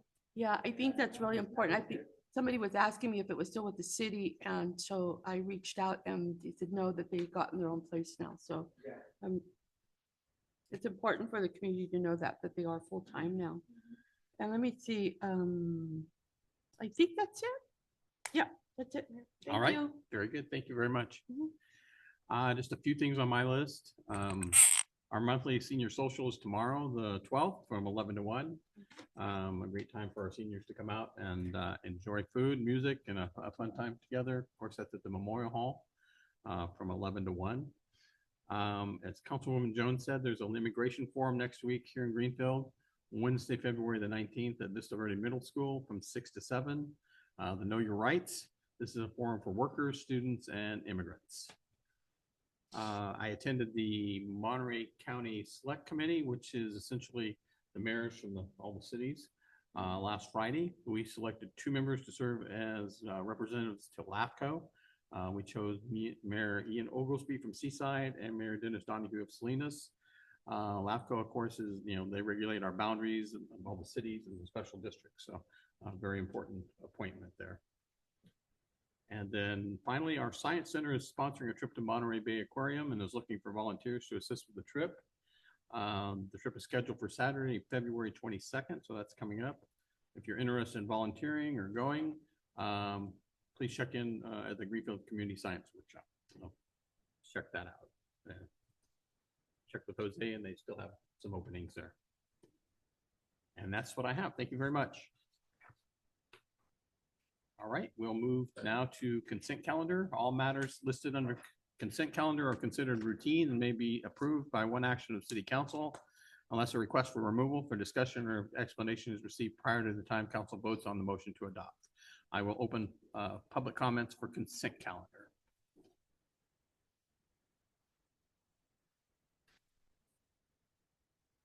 Seeing none, I'll bring it back to council. Do you have anything that needs to be pulled or any questions? Then I'll entertain a motion on that item. So move, Mayor. I need a second. Second? Been moved in second. All those in favor signify by saying aye. Aye. Opposed? All right, thank you very much. We'll now move to item L, mayor's presentations, proclamations, communications, and resolutions. L1 update from Public Works. Good evening, Mayor and City Council. Let me pull this up.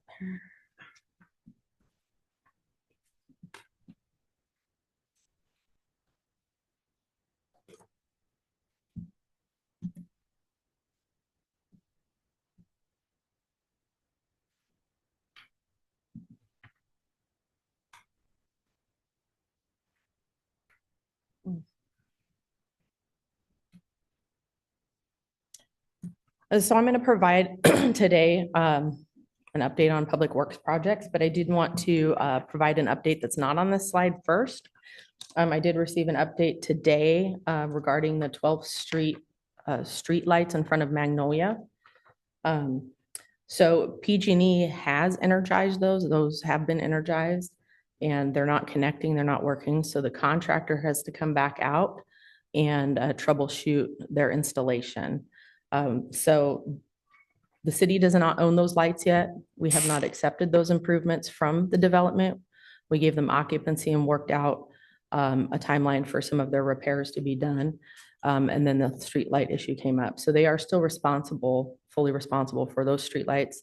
We will not be accepting the public improvements, including the road, sidewalk, and the parkway that's been planted until those are up and functioning.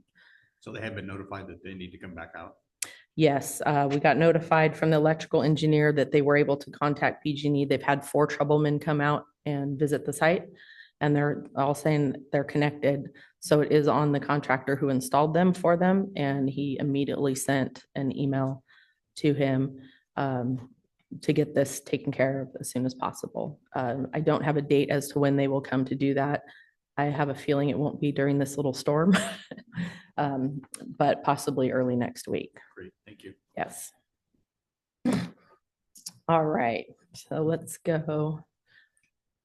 Ed, we can't see the whole thing up on the big screen, but it's full screen on the computer. Are you able to see it on your tablets, full screen? Cutting off the left. Still the same.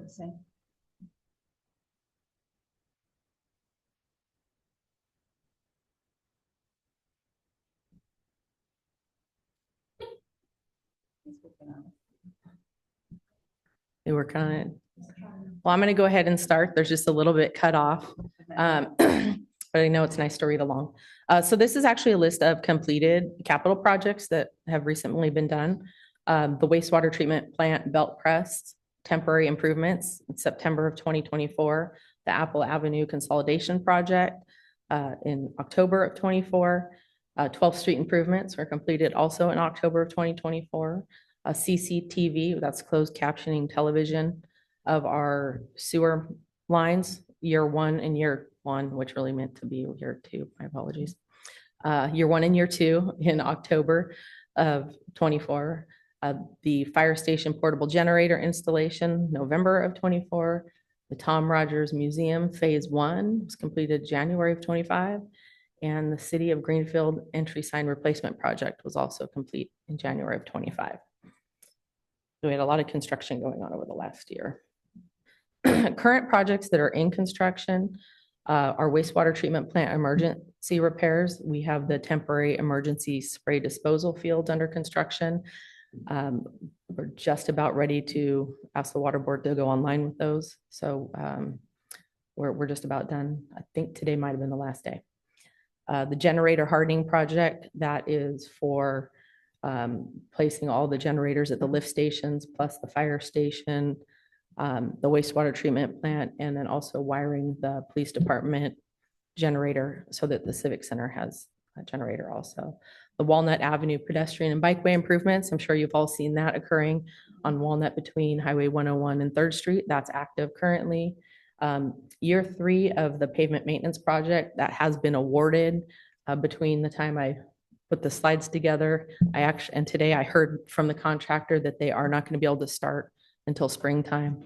They weren't sure if they were going to do some of it and then come back, which that's typical. You wait till spring. And then the traffic study impact fee update, we're working on getting that together for a meeting here soon in the next month, hopefully. Wastewater treatment plant emergency repairs, the temporary emergency spray fields.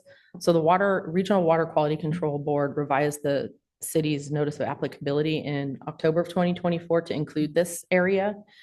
Construction commenced in November 2024, sorry, 2025.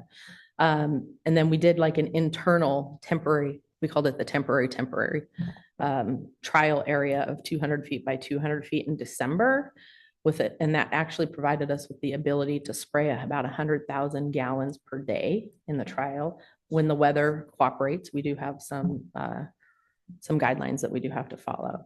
It also allowed us to test out different spray heads for the project.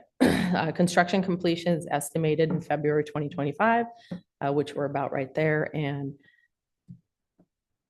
fully online January 2025. I think I got my dates mixed up. I apologize. It's supposed to be January, then February.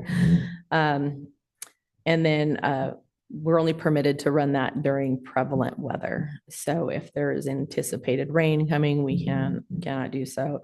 If a random shower happens, we have to shut down immediately. So it has to be during certain non-inclement weather. You can see it's our wastewater ponds are actually quite extensive, but you see the little red outline going into the fields out there. That's actually the extent of where this spray field is going to be. So it is quite large. We're not able to pond, so it's either got to go infiltrate into the ground or evaporate. The generator hardening project, the milestones with the dates are approximately of completion in July of 2025. So it's actually just right around the corner. We did the contract execution in September of 2024, had a pre-con meeting the next month. Site preparation and electrical is commencing this month and going all the way through May because they won't be able to finish it until they obtain the generators, which will be in May. And everything should be online and functioning by the end of July. It's really exciting. That's great. I just wanted to show everybody where the generators were going to be located since this project is new for some. We have the Cypress Lift Station, Reed Lift Station, the Civic Center expansion to over from the PD, the Oak Avenue Booster Pump, Tyler Lift Station, Los Ositos Lift Station, a new one at the fire station, Nina Lift Station, Vineyard Lift Station, and at our wastewater treatment plant, which currently does not have a generator. A brief overview of the next project is the Walnut Avenue pedestrian and bikeway improvements, which has commenced. Construction commenced on January 21st and is anticipated to be complete in June. There is a small section of the construction within the Caltrans right-of-way, but traffic should be minimally impacted as it is now. Project updates and photos will be placed on the Public Works Facebook page periodically, so keep an eye out there. Year three of the pavement maintenance project, we did bid that back in July of 2024, and in September of 2024, council rejected all bids and directed staff to make some modifications to the project. What we did is we came up with what we call a base bid, and that would be like the minimum that we would want done, and then alternatives if we had the money to do so. We did receive quite a few bids. After determination and analysis, we could only award the base bid based on our financials. So we only were able to do the section in the photo you see is in the light blue color. Those are the streets that will be in this project.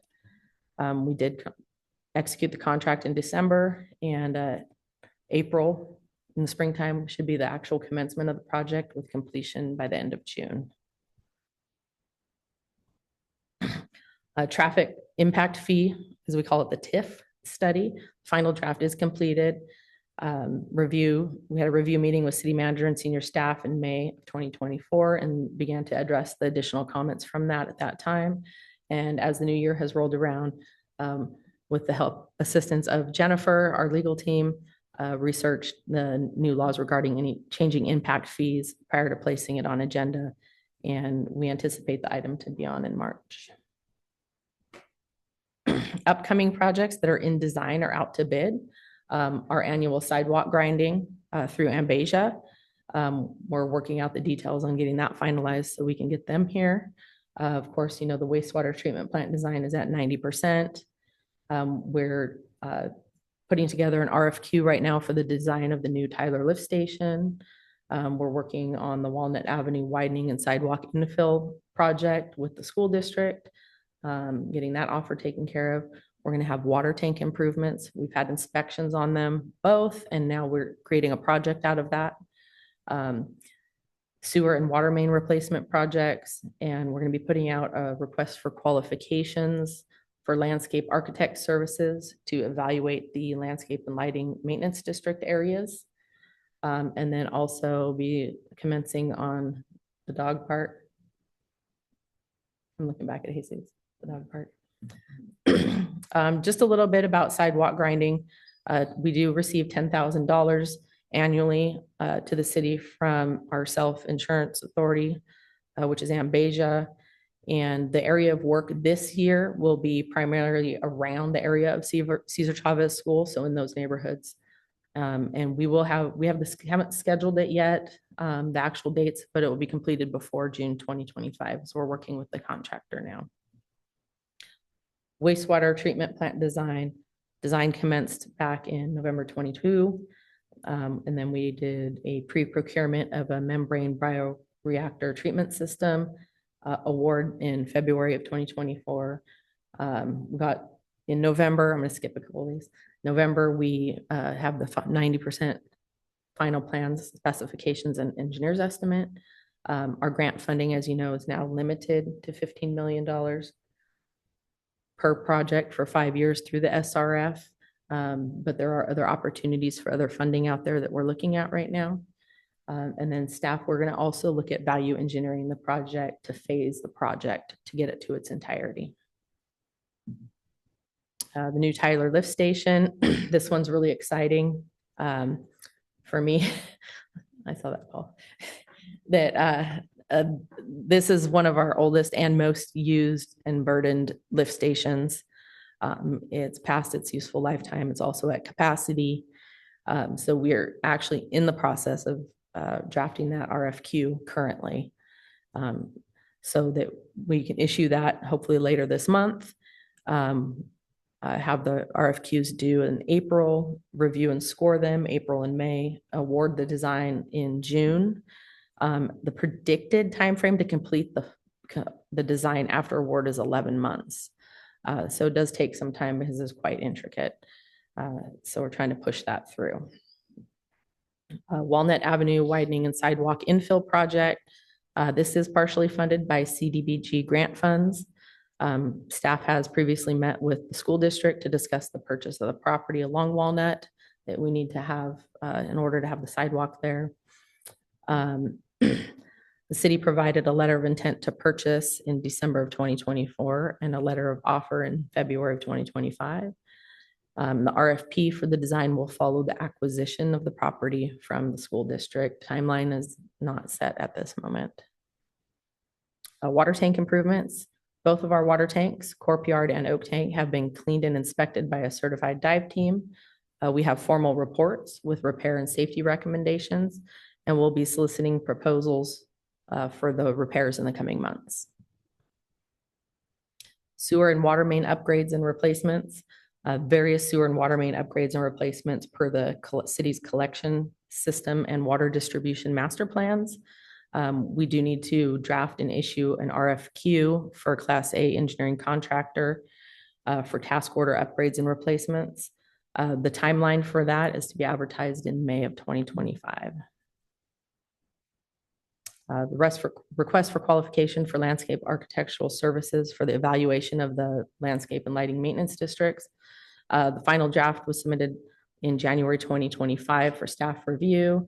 It's being in turnaround right now, so we're anticipating to advertise that at the end of February, beginning of March, and award the contract to a landscape architect likely in May of 2025. And the new dog park is grant funded with a match.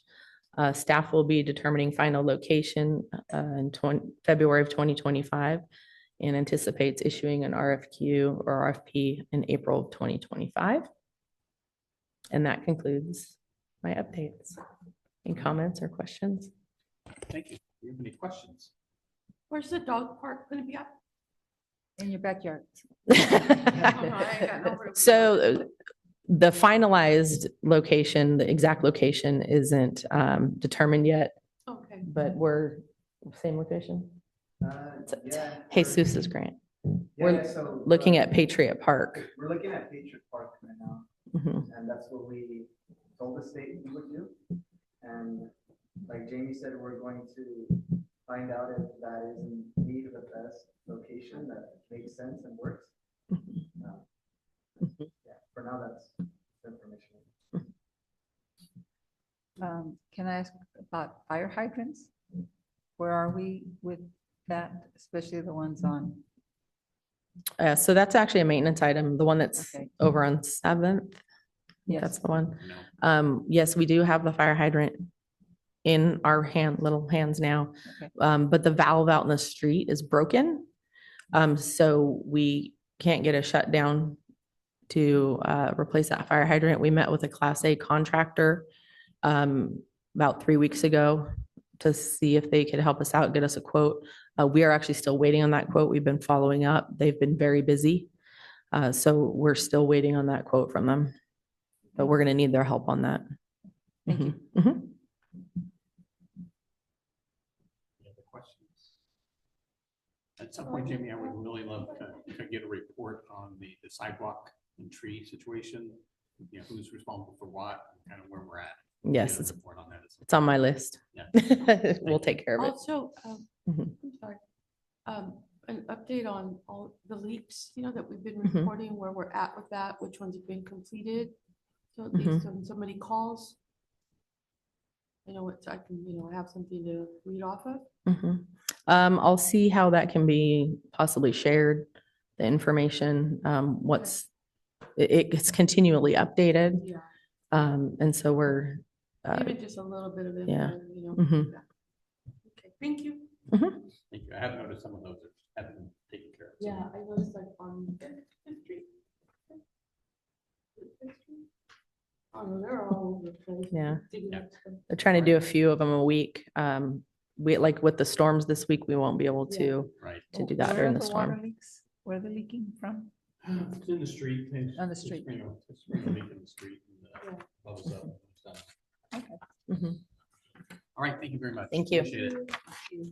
All right, now to recreation and science workshop.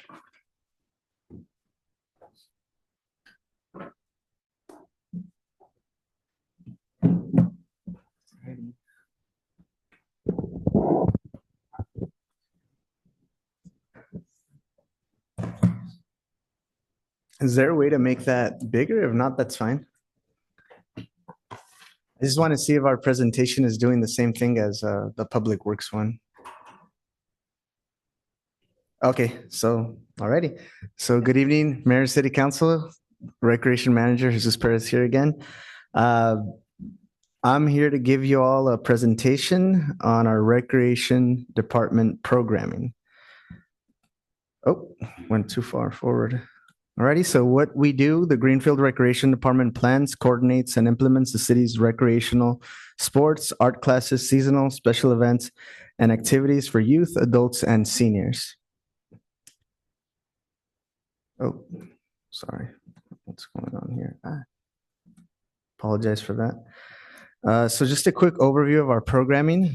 We have our youth programming, which is consists of flag football, which we do in the summer. We have Junior Giants, which is also a summer program. Oh,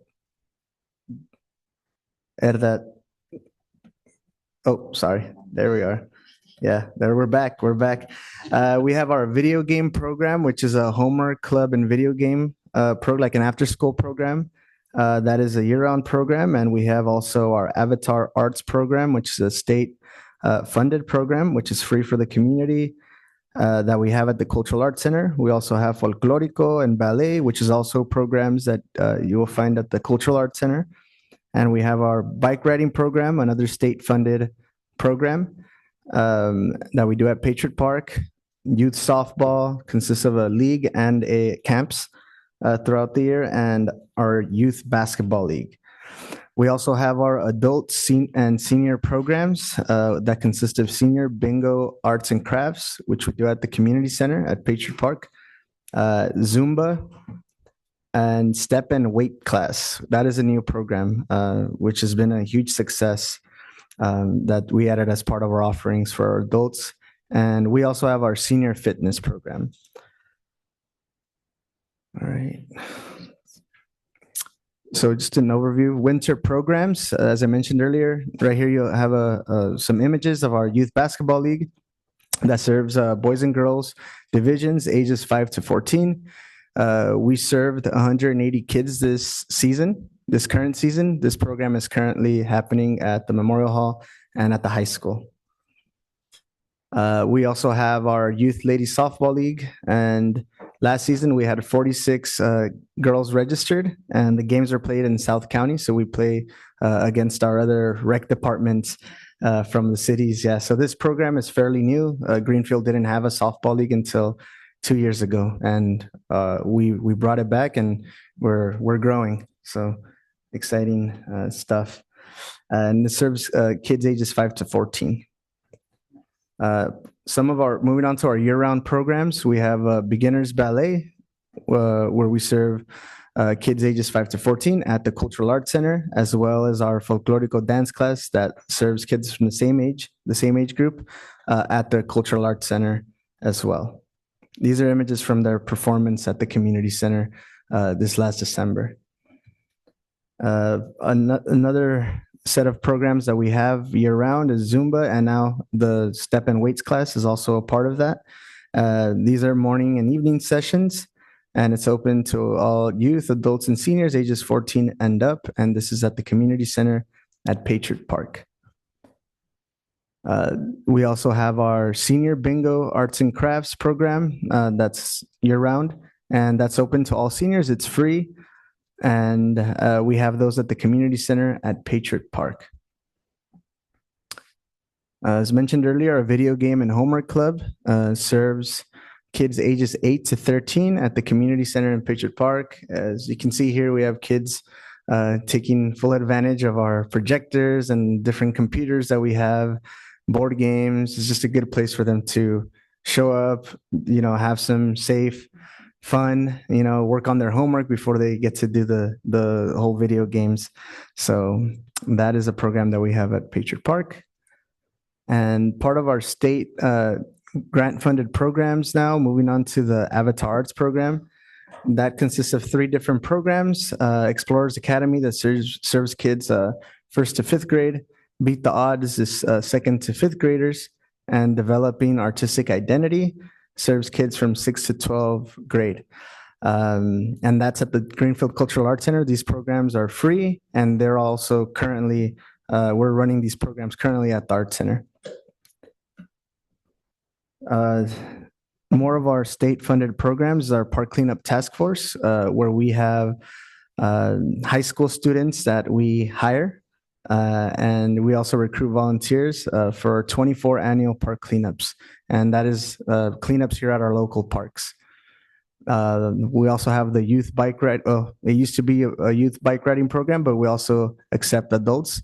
So we've had families that show up to bike with us at times. We're going to start this program up again in March. And we ride around Patriot Park. More of our summer programs, youth flag football, serving kids ages 5 to 14.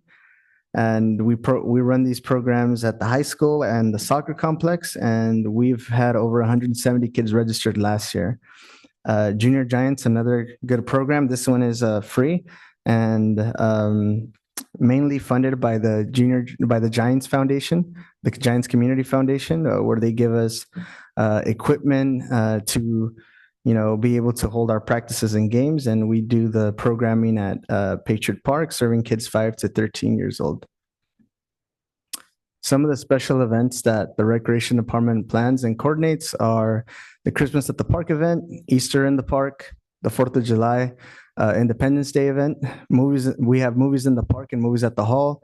We also do some of those events at our schools, who are our great partners, and the market at the gazebo, which will be coming back soon as well. We'll be promoting that soon, and bi-weekly senior food drives. Where are we located? Our main office is located at the Community Center at Patriot Park, and we're also located at the Cultural Arts Center. The Community Center also hosts programs like 0 to 5-year-old learning playgroups from Door to Hope, karate class. We have resource days for families with kids with special needs through the Special Kids Connect, and citizenship classes through the Gonzalez Adult School. Our outreach strategy, we promote on social media. The Greenfield Union School District, which is a good partner of ours, we promote through Parent Square, through their application, and direct outreach. We go to the schools or we attend other community events and during our regular office hours. And with that, I will conclude with how you can also get in touch with us. Our phone number, our office phone number is 831-304-0150. And to follow us on Greenfield Recreation Department Facebook page and our Greenfield_Recreation Instagram page. Thank you. And that concludes my part of the presentation. And now I'll pass it on to Jose Sanchez, our science workshop. Thank you. Good evening, Mayor and Council. So I tried to compress our programs into 4 major categories. Maybe at some other time or when you visit, like Councilmember Garcia just did, I can give you a little more about the philosophy and the background of the science workshop. But in terms of the projects that we offer, our main program and really what distinguishes us as a science workshop is a program that takes place at 45 El Camino. We think of this program as really as a library, just like the library has books and it's a place to learn about literature. The science workshop is a place where you can go and learn about science. And this program, it's open 50 weeks per year, 5 days a week. It's free to anybody that wants to use it. The goal there is complete accessibility. We want to be as open and accessible to everybody that wants to come in. No signups, no registration.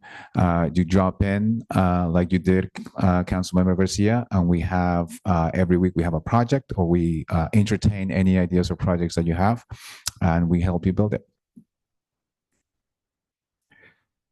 Second big category is our partnership with the schools. We work mainly with schools in Greenfield, but we also do partnerships with other schools in South Monterey County. In total, the science experiences that facilitate are 20 to 25,000 learning experiences annually. And this includes a variety of programs. Sometimes they come to us, sometimes we go to them, but this includes visits during the school. This includes visits during the after-school program. This includes also summer school. This includes science kits. This includes extended learning sessions during the spring and the winter. This includes activities like family science nights. So our partnership with the school districts is extensive, and it takes many forms, and that's really where we see the majority of the kids. If you want to work with kids, you have to go where the kids are, and the kids are in schools. Our third major program, this is a program funded by TAMC. We have a free bike repair workshops at 45 El Camino. We set this up outside in a parking lot. That's Jesus, Councilmember Garcia, the person that you met. And they provide twice a week, Fridays and Saturdays, free bike repair for anybody in Greenfield, but also in South Monterey County. As part of this program, we also do bike repair. Give me a second. Yeah, I'll come back. As part of this program, we also provide bike repair in other cities, but here in Greenfield, we're able to offer bike repair and bike education every single week, 50 weeks a year, twice a week, Fridays and Saturday. And finally, our other major program is outdoor trips. These are trips that are made possible by the Outdoor Equity Grant. We have an average of 20 weeks per year, 20 trips per year.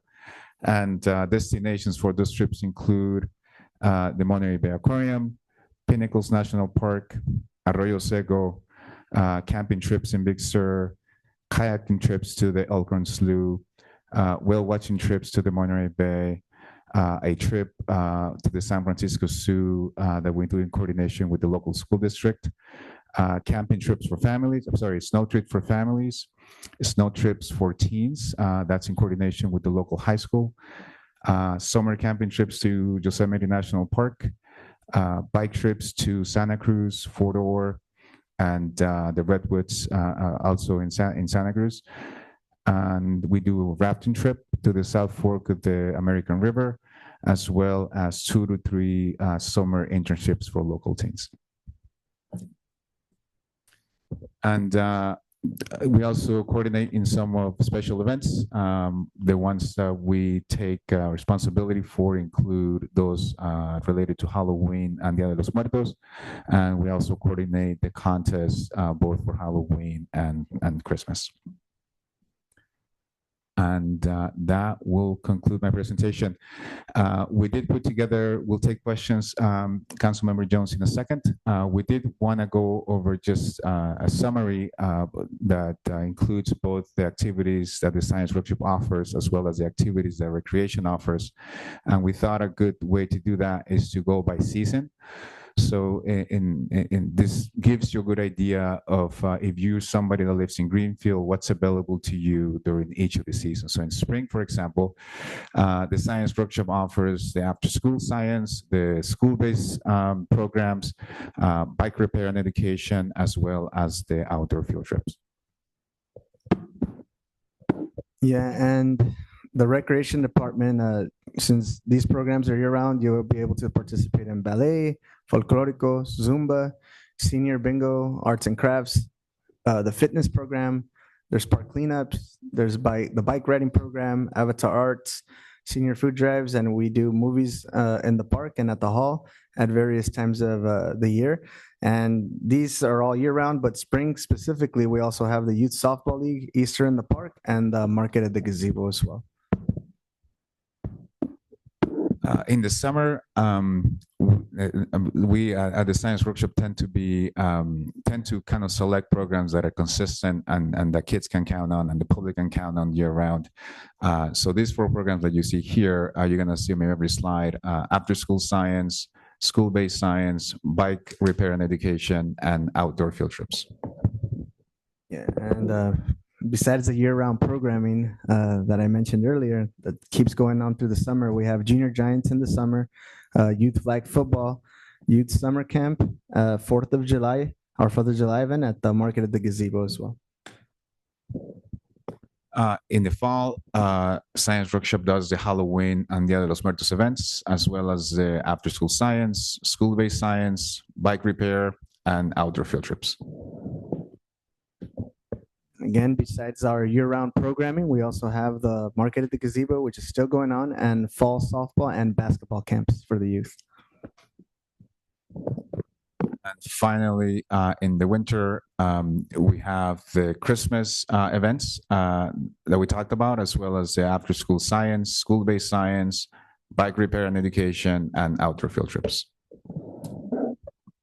We also have through recreation, the Youth Basketball League, and Christmas at the Park. Yeah, just to go back to outreach, how do we make sure that people find out about the programs that we offer? Jesus and I work together, and really the outreach that we employ is the same. We rely heavily on social media, different types of social media, mainly Facebook and Instagram. We rely heavily on the Greenfield School District. Like I said, they have the kids and they have the parents, and especially this app that they have, Parent Square, you're able to send a message to every single parent that has a kid in the school. We both have office hours. These are hours of service that we have. And we also do outreach at community events. Anything beyond that? No. Matt. Yeah, and before we take questions, I do want to mention some what I just in working with the school district and in the community, some resources that I think are underutilized. So if you are approached by your constituents, the school district runs after school programs essentially throughout the year. They do it during the school year, but they also do summer school, and they also do programs in the winter and the spring. And especially in the summer, especially in the winter and the spring, they're always looking for kids and their enrollment. They never reach their goals of enrollment during those seasons. And this is a program that takes kids and they help them with their homework.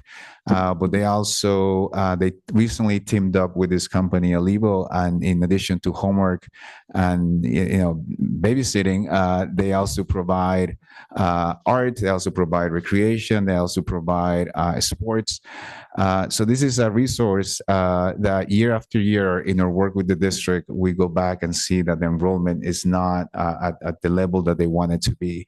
And this is something that people should know about, because I think if they did, it's an incredible opportunity to make sure that your kid it's getting the enrichment that you want, essentially during all seasons of the year.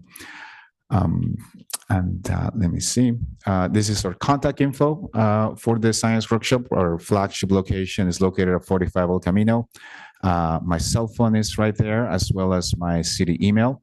Or if you like to visit, like Councilmember Garcia did, you're welcome to also drop by whenever. And now we'll take questions. The parent workshops, where are they? Parent workshops. The next one that we have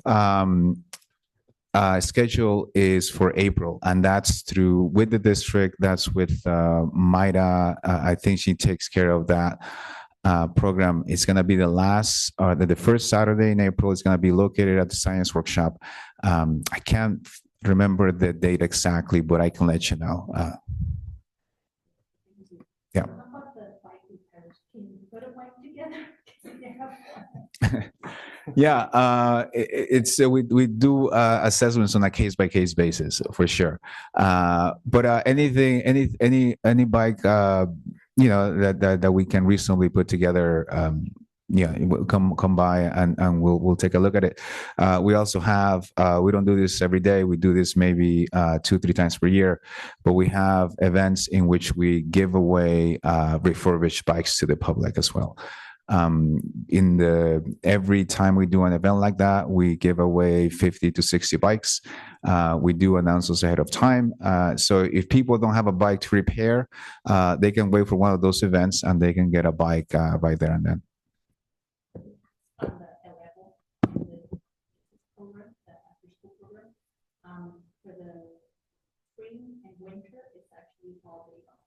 When the kids are out, great partnership. So it's amazing what you just mentioned. So I hope that more kids join. Thank you. I have a question about, I didn't see anything on volleyball. I know that the parks and the new place we're gonna have.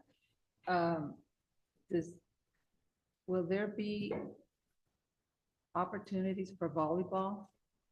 And this is regarding our new rec center? Yes. Yeah. Yeah, so we don't currently offer rec volleyball or a volleyball program in general. But yes, in the design for the new recreation center, the gymnasium is gonna be able to be used for sports like volleyball, similar to what the high school gym has here. It has all the different what do we call it, like hookups on the floor, so that you can put volleyball pools and all that. So yeah, and even before then, I mean, we are always working on finding a location for that. We just haven't been able to get the scheduling right because we rely right now on the schools for their facilities, but we are working on that. Yeah, well, we're planning on starting that even before we get the rec center. Just got to find the right time. So I'm just asking because it just came up in conversation Mhm. with some students who, we're always competing with other cities and what they have. And King City right now is a powerhouse for volleyball. Yeah. And they even have a travel team and then their Soledad is doing their thing and they always have the tournaments there. And Mhm. when are we going to do our thing? And I said, well, first of all, I want to say thank you for caring enough to know that your city does want to do what they can for you. So I'll bring it up, and I didn't think I would have an opportunity to ask, but volleyball is one of the hardest ones they have. We have a hard time in Greenfield building teams in the schools because most of the girls don't even know anything about volleyball, but they're interested. I've gone to the Vista Verde and there's the girls are, I'm only talking about the girls. I haven't had a conversation with the male students, but the girls loved the idea of being on the school teams and all, but they gave me also a list of concerns and stuff. And it's like, okay, well, let me go find some donors. I know they have a problem with the nets and I just want to bring this up because one of the issues is with, I don't know if it's Vista or the high school where they're working on, that the poles where you said they go on the ground, evidently cannot be used the way a volleyball team needs to be used in competition because they're not properly located. So now they would have to make a customized net to fit those poles because there's not enough room between where the line is and where the pole is, and needs to be extended out. So, I mean, I didn't know all these things. They're showing me all this thing. I said, you should go to the science club and figure out a way to figure that out. But, so I hope that when we're building this center that we look into things like the proper place to put a pole so that if we're going to have volleyball, we don't have the problem having to buy a customized net. Yeah, I'm thinking that maybe what happened was that the high school, maybe it's a now dated design.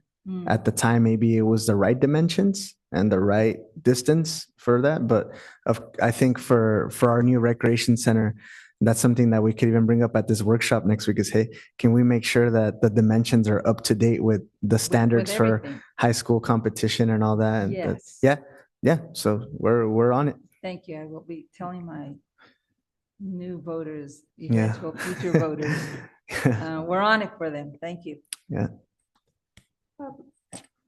At the Door to Hope, what kind of, do you have anything to do with that, or that's run?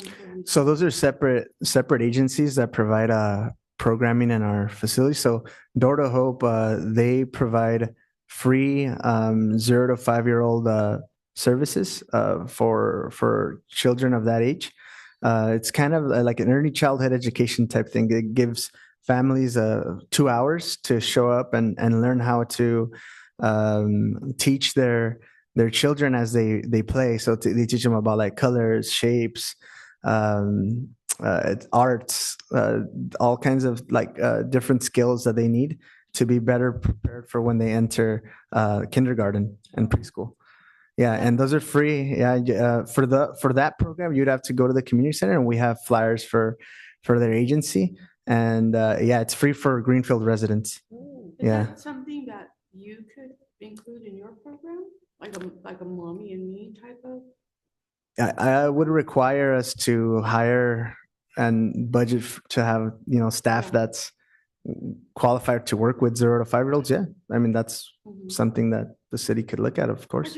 I've just seen some in the other valley, where they have these little, Yeah. an hour program, or even gymnastics for the kids or something. Yeah. Yeah. Because I mean, a lot of the programs we have are, for the kids at school and up. Yes. But we do have a lot of children at home, mothers at home with the younger kids. It'd be nice to be able to have something that, they can walk over there to in the summertime, or, spring when weather is better, and do something with the kids, like playtime or something. Yeah. No, we can definitely look into that and adding that into our programs. Yes. And yeah. Maybe some swimming lessons. We may have a swimming pool in Greenville by summer. Yeah, we do. Well, yeah, we don't have a pool right now. I know the Oak Park, the Park District is looking I at. think it's gonna be open in June. That's what Mr. Joe told me. Yeah. June. Yeah, and we're working with them. We'd love to be a part of the programming there. That would be But great. That's yeah, county, so we right? need to. Yeah, that's a special district. Yeah, counties. But so we're talking with them. We're meeting with them, and that is something that we're looking into as far as our department running some programs there or managing the pool for them. So we're talking about it. It's just that nothing has been, nothing's final. So as of now, we're still waiting And it's to good see if it's hear going to that, happen. Because I think a lot of the kids, probably most of the kids here don't know how to swim. I don't know how to swim. I can float, but I can't. Yeah, I can- Yeah. Yeah, I can float too. Helpful.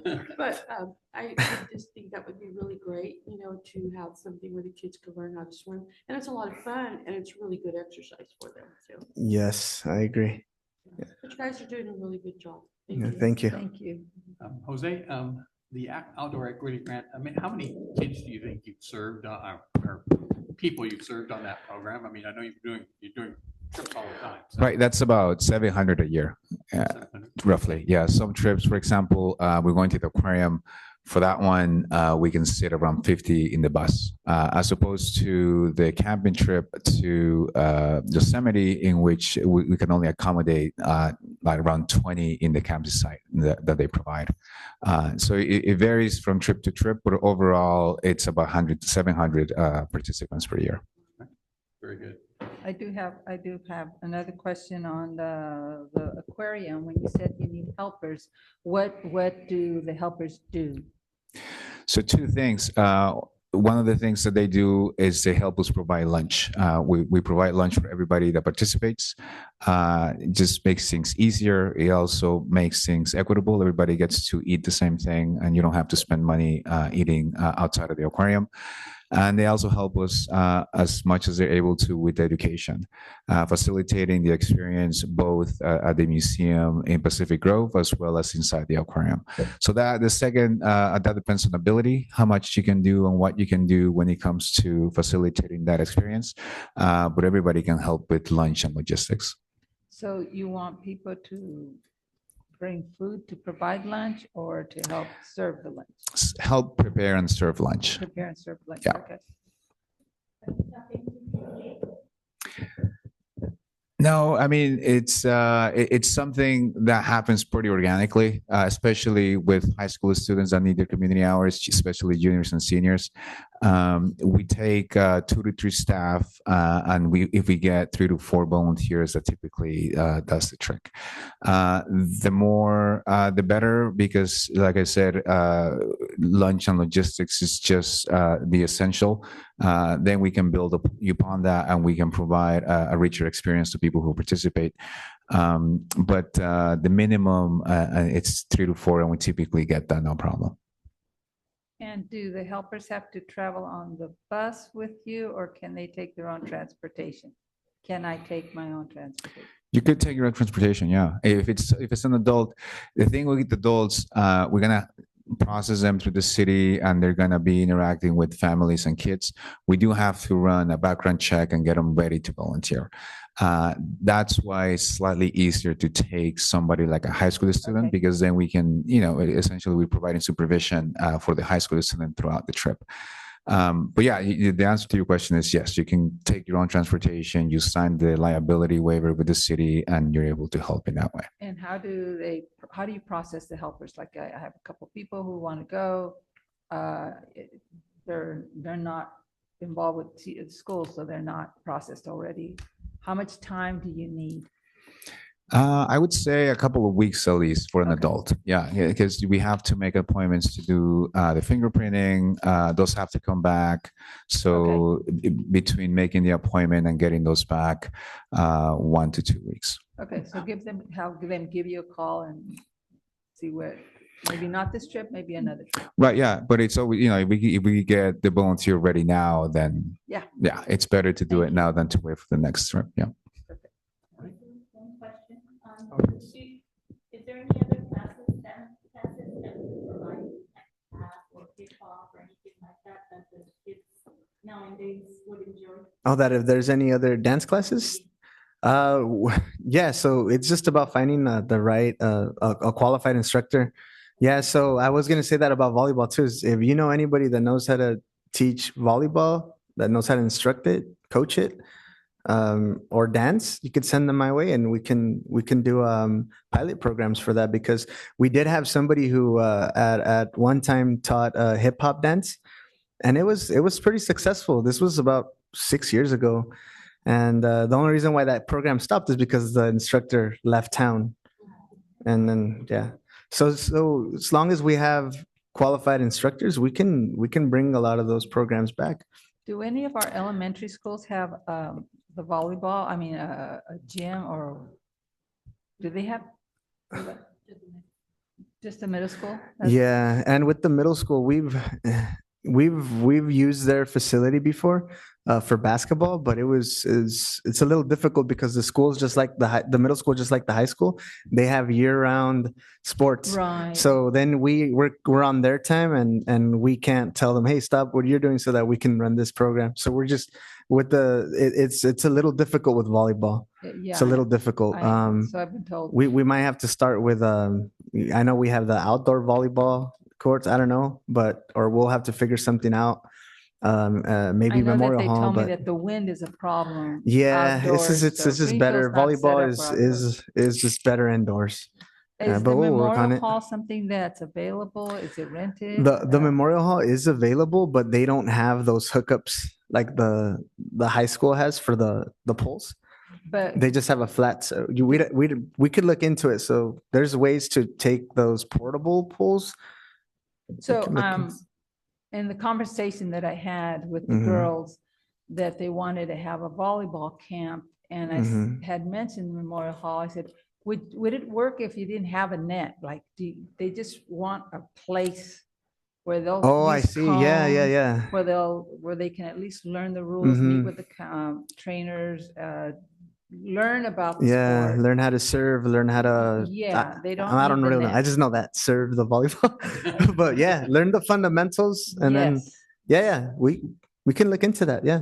So like I Okay. said, if anybody I will knows, send someone your way. well, yes, you could send somebody my way. I will. Awesome. All right, thank you very much, guys. Thank you. All right, thank you. Appreciate it.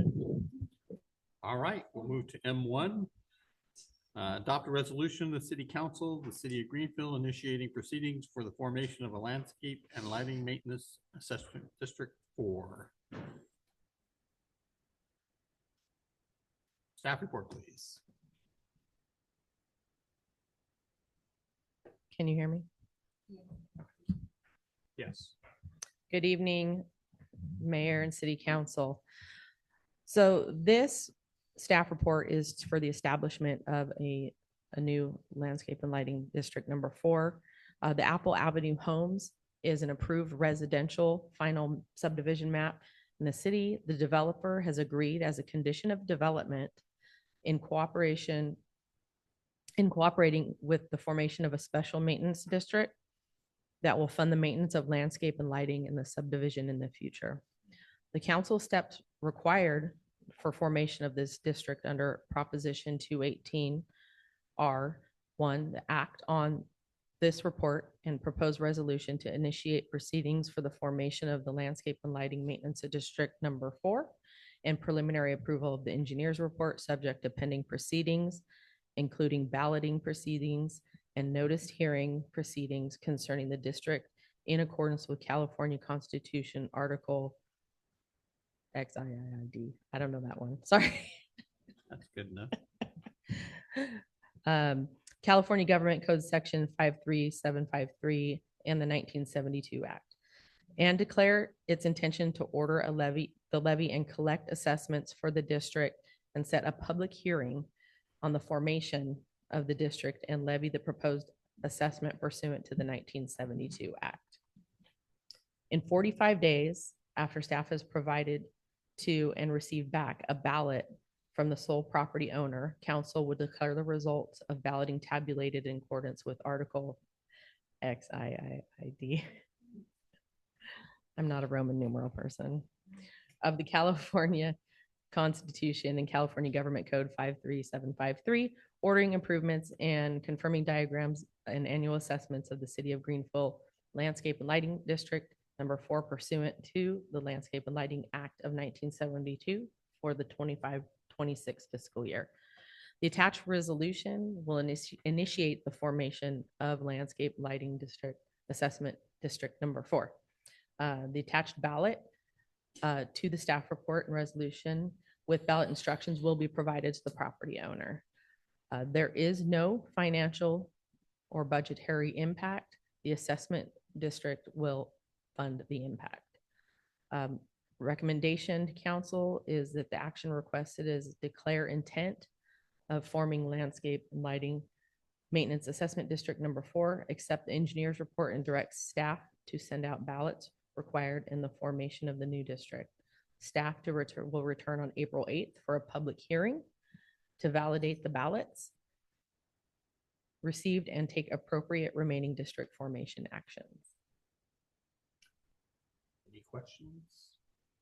Now, this is for the self-build project, is that correct? Yes, the formation of landscape lighting district number 4 is starting with the people's self-help for the Apple Avenue project. Rosas Park. Yes, that other projects in the future could be included and added into this district. Very good. I'll open this item up for public comment. All right. Seeing that, I'll bring it back to council comments, review, and action. Any questions? If not, I'll entertain a motion to adopt resolution 2025-10. Been moved and seconded. All in favor signify by saying aye. Aye. Aye. Opposed? Motion passes. Thank you. M2, resolution of City Council, City of Greenfield accepting initiating proceedings for the formation of street and drainage maintenance assessment district number 4. Staff report, please. So this staff report and resolution is to create street and storm drain district number 4. The Walnut Travel Center and Apple Avenue homes are approved final map non-residential and residential subdivisions in the city.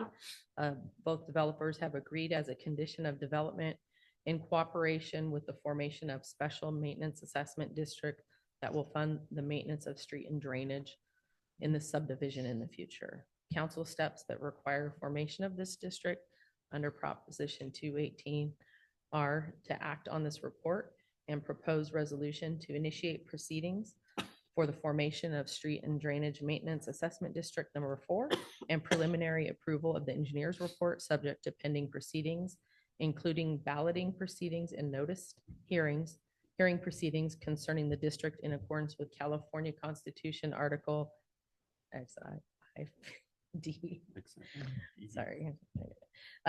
California Government Code, Section 53753 and the 1982 Act, and declare its intention to order the levy and collect assessments for the district and set a public hearing on the formation of the district and levy of the proposed assessment pursuant to the 1982 Act.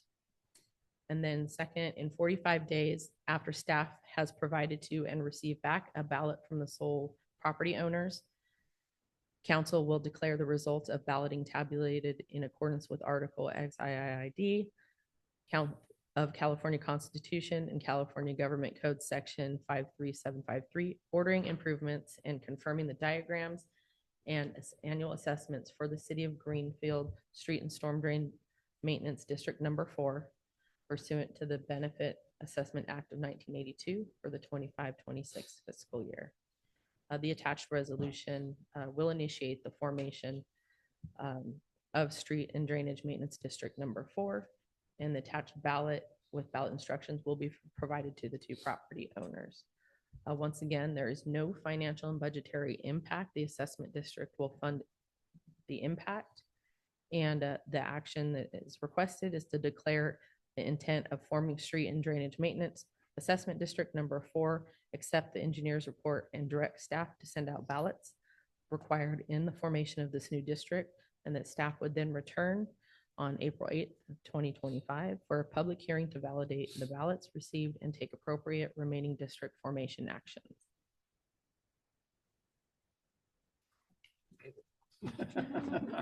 All right, open this up for public comment. Seeing none, I'll bring it back to council. Questions, comments? So you're including the travel center in this one, like, did I understand that? Yes, in the streets and storm drain Okay, district, not in the LLMDs. okay. All right. I'll entertain a motion to adopt resolution 2025-11. So moved. Motion, do I have a second? Moved and seconded, all in favor signify by saying aye. Aye. Opposed, motion passes. Thank you. Thank you. All right, we'll go to city attorney report, I have nothing to report. city manager report. I think the only thing I wanted to say is I went to the League of California Cities City Managers Conference at the end of last week. Very informative, as is normal. Did sessions on operations, including hate speech and council chamber meetings, which was, it's kind of thing that's gone by. We don't have so much as we used to, but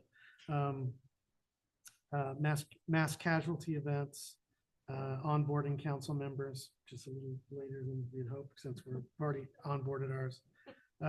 Mental health and defining performance expectations for staff members.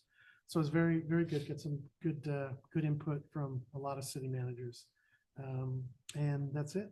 All right, thank you very much. Thank you. Thank you, everyone, for attending tonight. Thought the earlier session was pretty informative, so, Yes. yeah, Yes. I will adjourn the meeting. Thank you. That gap.